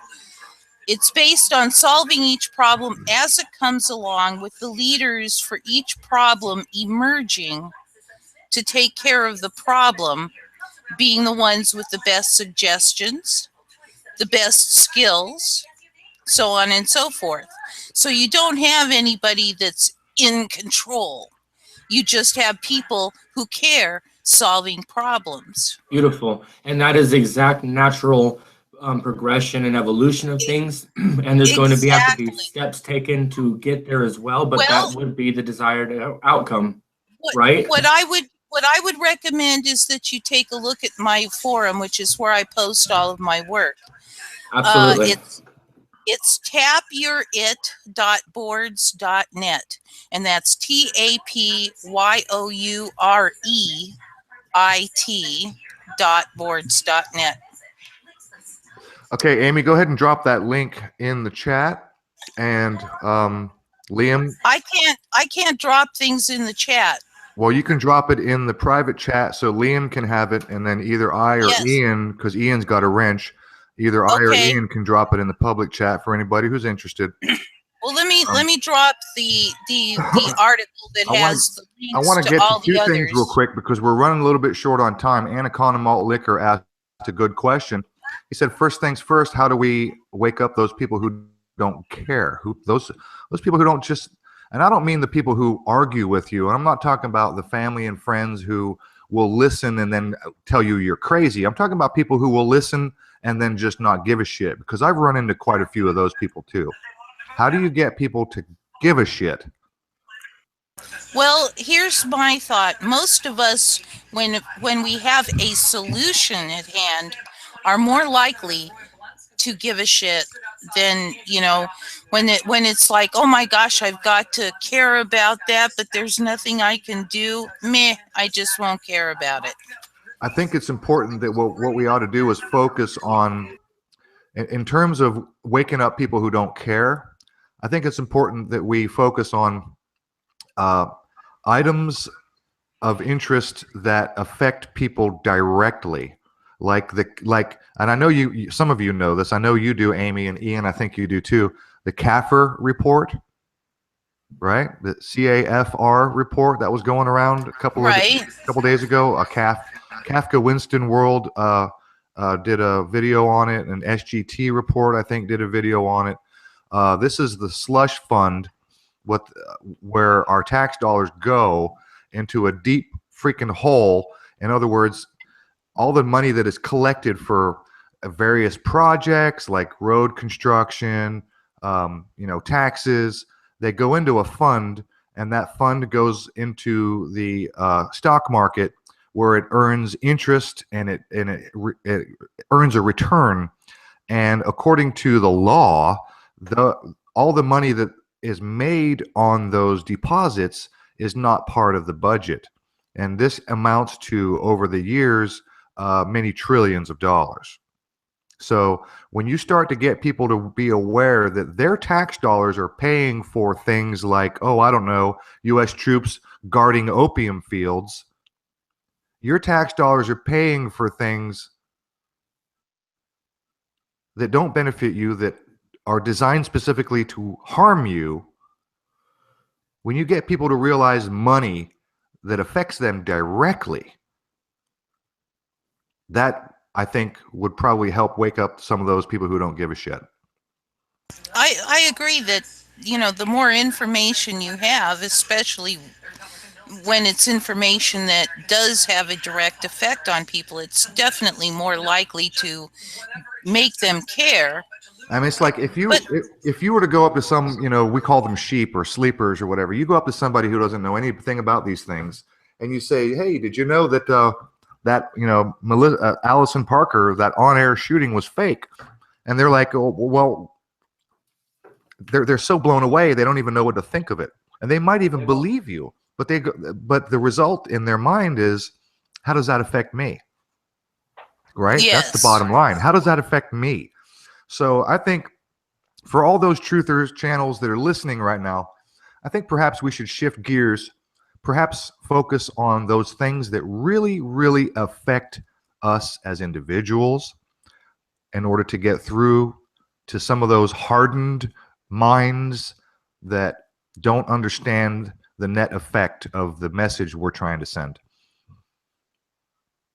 When you can get people to really grasp the idea that this affects you directly, this affects your pocketbook, this affects your grocery bill, your electric bill, how much gas you put in your car, how much tax dollars you pay for. Ian, your mic is like almost dead silent. Are you on the other side Yeah, of the room? I can barely Sorry hear about you. Oh, and one more thing I want to get to. Much better. Before we run out, I want to ask Johnny Supertramp to give us the rundown on the number 47, because you're good at gematria and you're good at the numbers. And you brought that up in the comment thread about the number 47. Actually, I don't do gematria. I train in Pythagorean numerology. So, I mean, I don't touch gematria at all. It's Okay. taking out too My many bad. rabbit holes, and it could draw a really big, more detailed picture, but I don't do that. I just look for the 33 and the 77. But the 47 is the number of degrees on the compass and the square and compass. So they implant that number often, usually almost every time. Yes. It's also Euclid's 47th problem is about how to build a square foundation. Right. So I mean, they have multiple meanings. There's not one specific meaning to any of it, but you know, they do put their brand on everything, whether it's color coding things or putting numbers into things. And you know, you see in all of the news articles and all of the news stories, they all have the same branding on it. Same with the same branding that's used in the hoaxes and the shootings and the stabbings and the false flags on 9/11 and everything since and before. Commonalities with their symbolism, yeah. Okay, so 47 is the number of degrees on the compass, on the Masonic square and compass. What else? What other significance does 47 have? I'm not sure what other significance that it has other than the foundation. But you know, I mean, it's a signature. It's a branding stamp. I mean, same with the 33. The 33 also they put that in every single one of their little operations. So I mean, if they're trying to hide what they're doing, they're not trying to hide what they're doing, but they are letting people who, you know, I mean, these are jokesters. These are real jokesters. They like to play with truthers and conspiracy theorists, and yes, they do. It's all a big mind game to them. And, yeah, no doubt. Yeah, it's a real problem, and the same branding is on everything. It's on Twitter. That's why Twitter is 140 characters, because 14 is a cipher for 77. You know, you can upload a 2-minute and 20-second video to Twitter. It's the same branding. Same with VidMe. Same with LiveLeaks. Same with WikiLeaks. Same with Edward Snowden. It's all branded the same with the same branding to let people know that, you know, that it's one entity or a collection of entities acting as one who are behind all of this. And like with VidMe, I looked at their funding. I looked at who was contributing money, who was investing money in them, because they go every couple of years looking for money. And, you know, the money that they get is all coded as well. It's, you know, 3.2 million, 3.11. It's crazy. So, I mean, these people with like these Silicon Valley billionaires and billionaires around the world who have unlimited amounts of money, you know, when they're giving money to VidMe and these other platforms, well, they can dictate pretty much what they don't like. That gives them leverage. So, you know, you're seeing this censorship go beyond just YouTube. It's going everywhere because it is the same collection of entities or group that's behind it all. Just like there are 6 families who run, who control 90% of the media. Well, yeah. Nice. It's owned by 6 corporations who are owned by individual families. Yeah. All right. So, what do you guys think of this idea that I've been throwing out there, the billboard idea? Is that a good idea? But again, it comes down to funding. Well, I can say that I'd be willing to be the manager of the funds, but, you know, I don't know.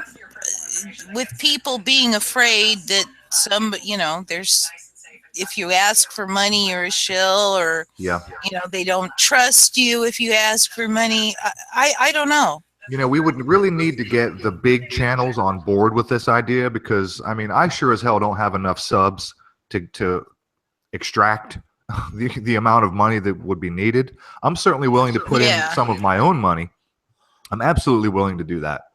But, I mean, with 1,150 subs that I have, maybe a few people would donate a few dollars, but it surely wouldn't go very far. So what we would need is some of the big channels on board. We would need a lot of people to donate a little bit of money here and there, and we could probably get something going. but we would need a lot of people. We would need a lot of money. Those billboards are not cheap at all. No, they're not. No, they aren't. No, I mean, well, the rental on the billboards is not that terrible. Between $350 and $1,200 a month, depending on the location, of course. But then again, you have to have, the paper or the print to cover the thing, and then you got to have a contractor get out there on a freaking ladder and install it. So there's lots of expense when it comes to a billboard. And then again, there are those electronic billboards, which I think is a fantastic idea. If we could get a in motion Building 7 collapse on one of those electronic billboards, that impact I think would be enormous. But then again, that's only one billboard in one town. We wouldn't have to be a big campaign. They'd have to have billboards all over the country. There's up there or down there in California along the Golden Freeway, the 5 freeway. There's a massive stretch that used to be farmland, and it's all dehydrated and gone to drought. The farmers couldn't afford to have the money piped in anymore and all this stuff, and so it became a giant dust bowl. And there's a lot of signs that are there on the farmers' properties, and those kind of places. They're not the massive billboards that we see in some of the big cities, but these things are like pretty ominous, and they all say about the same thing. But I don't know how difficult it would be to even make a grassroots movement, so to speak. Just you start locally, and then things grow globally. You got to show what you're willing to do and how much work you're willing to put yourself out there for, and be that example, and try to see if people follow suit and are willing to give and get behind the movement. Any other ideas? Has anybody got? Look, there's 38 people watching. There's 4 or 5 people on the panel right now. Come on, you guys in the chat box. I'm not seeing any ideas. I mean, really? Nobody's got. What are we going to do about it? Stickers. I wanted to answer some questions. There's all kinds of things that we're all doing. It's always good to find motivated people, but I wanted to share a quote, and it's because somebody asked, what do you do about the people who don't want to wake up? And this isn't my advocacy. I'm just saying, you look at the state of affairs and you think about the circumstances that exist, and you decide whether you want you and your family dragged into another global, conflict. And there's this figure who was a person who chose to rise up against his oppressors. His name was Nat Turner, and he said to 1,000 enslaved Melanites, how many 1,000 enslaved Africans are people of dark pigmentation? How many of you want freedom? And all 1,000 said they wanted to be free. So he said, how many of you are willing to do whatever it takes? Then step forward. And 900 of them chose to step forward. Then he said, the first thing we must do is we must kill those 100 cowards standing behind us, because they are our biggest enemy. And again, I'm not advocating that. I'm just telling you that not that slavery wasn't another control mechanism that would eventually be probably scripted to be abolished so that a global slave system could be created, a national slave system could be created. But we just really got to think about how it is we're making our efforts. There are people who are desperate, who are willing to be desperate. There's a fellow by the name of John Drucks, JONDRUCKS. And you can find him on Facebook. And all he does is sit every day down there on Venice Beach, California, with a sign that says 9/11 was an inside job. There are like hundreds of thousands of people who walk down that boardwalk every single day. And he's like a 6'7", blonde, big fella, wears a bright ball cap, and it's impossible to miss him. So, it's everybody has the ability to have an impact. My friend Cisco Di Nostromo, who has the YouTube channel, March of Truth for Our Youth, he has his car decked out with those flyers exactly all over every window of his car. March of Truth for Our Youth. You go to that website and he says, what we need to do is educate the youth. We have to become the speakers at our children's schools. We have to present our speeches to the administrators and try to do what we have to get them passed, hide whatever little golden goose eggs we can in there. And all of us have to become that force that will change history, and then it will be done. I mean, that's strange, but you're saying what exact physical direct thing can we do? This one thing, we got to do everything that we can think of. We got to get people who are saying, yeah, I'll dedicate myself to that. I'll go to the March of Truth website, EV Plebeiobvious Press, and I'll print out these flyers that have already been made so they could be easily printed out and distributed. But we just got to look at all of our efforts collectively and see how much we can grow. We want to lean on other channels that are bigger, but how did they get big? They either bought subs or they bit down hard. They went through the dirt and the grime and they did what they had to do, because it's all synergetic, whether you're posting on Instagram, Facebook, Snapchat, whatever. It's all in this effort that we're workers chipping away at this monumental hurdle, this lie, and that eventually, if it's chipped away hard enough and long enough by enough of us, the avalanche that comes from its weakening of the foundation might be the exact result we have been seeking so long. And that's my best thing, because it gives us all encouragement that we all can do a part of this work. But yes, we do need exact things we can lay our finger on. But I did mention a few right now by saying what I did. I thank you guys so very much for your time, every one of you, you know. Oh, well, thank you for joining us. You're welcome, and thank you for your time. And Johnny, thank you for your time as well. Thank you guys. Thank you guys very much. Liam, you did say something that I wanted to touch on, and I forgot. Please. And thanks for saying it and reminding me. You said you said, you know, some people, you know, you can buy votes. I mean, you can buy likes and shares. You know, this is true. Yep. Right. You can buy subscribers. You can buy likes. You can buy thumbs up. You can buy shares. Right. You can do it on Facebook. You can do it on YouTube. You can buy these things. In other words, there are companies who have hundreds of employees whose job it is to sit at computers, and they get a list. And if your name is on the list, then it's their job to stop by your channel and thumbs up the video and leave a nice comment, share it somewhere else. On that note, it's also possible to buy the opposite. You can buy thumbs down, you can buy trolls, and you can buy infiltrators. And at the same token, there are companies with hundreds of employees who sit in offices and computers all day long, and their job is to still show up at your channel, like Paul Taylor, like Michael Resnicki, like other trolls that we know of. And their job is to harass you, to suck up your time, to leave comments that instigate you to reply, to suck up your time, to thumb down your video, to strike your video. Yes, I had Hoaxer Popo with his video of reporting me for racism and white supremacy and profiting off of anti-LGBT. And I'm like, well, he's lying. Or she. I guess it's a she. Lying. There's one race, and it is the human race. The end. Final thoughts, Johnny? You know, just keep up the good fight, you guys. You guys are doing it's being on the front lines is rough because we're the targets. We're the first ones to get shot. So, I mean, everybody's doing a great job. Keep up the good work. You know, accolades to everyone here and everyone listening and watching. You guys are doing a phenomenal job, especially it's a real David and Goliath scenario here with what's happening and this transformation of the country into a global fascist state. It's frightening. It's hard to look away from. You know, I didn't create my channel originally to do conspiracy or truth videos. It just fell into it. And I can't look away from it. It's just something that is so important. It's the one thing I think people should be concerned most about, because it's going to transform the complete landscape of the world as we know it, when it's not going to be recognizable. Well, thank you for your time. Thank you for your kind words. Liam, Johnny, thank you guys. Everybody in the chat room, including all my trolls, including my CIA agents. Hello, NSA boys. I just had to block 3 or 4 more people in the last 2 minutes. We're getting hit. I've never been trolled so hard on a show as I am on this show. And if you've been watching the chat, you can see how many people I've been blocking. It's off the hook right now. I agree. So, Ian, are you ready to take us out? Yep. Thanks, everybody. Thanks, Johnny and Liam, for coming. It's great to have you.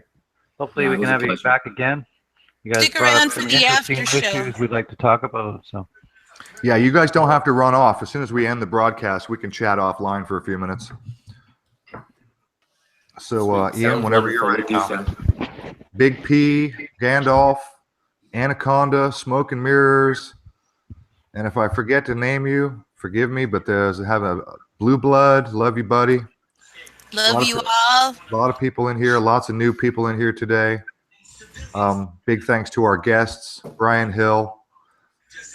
Thank you for all that showed up. Thank you for those who dropped us some information. Bert Trim, my little lurking buddy. He's a good dude. He likes to lurk. Pam Z. And just thanks, everybody. Thank you so much. Everybody. Love always. Love and light, everybody. Be good.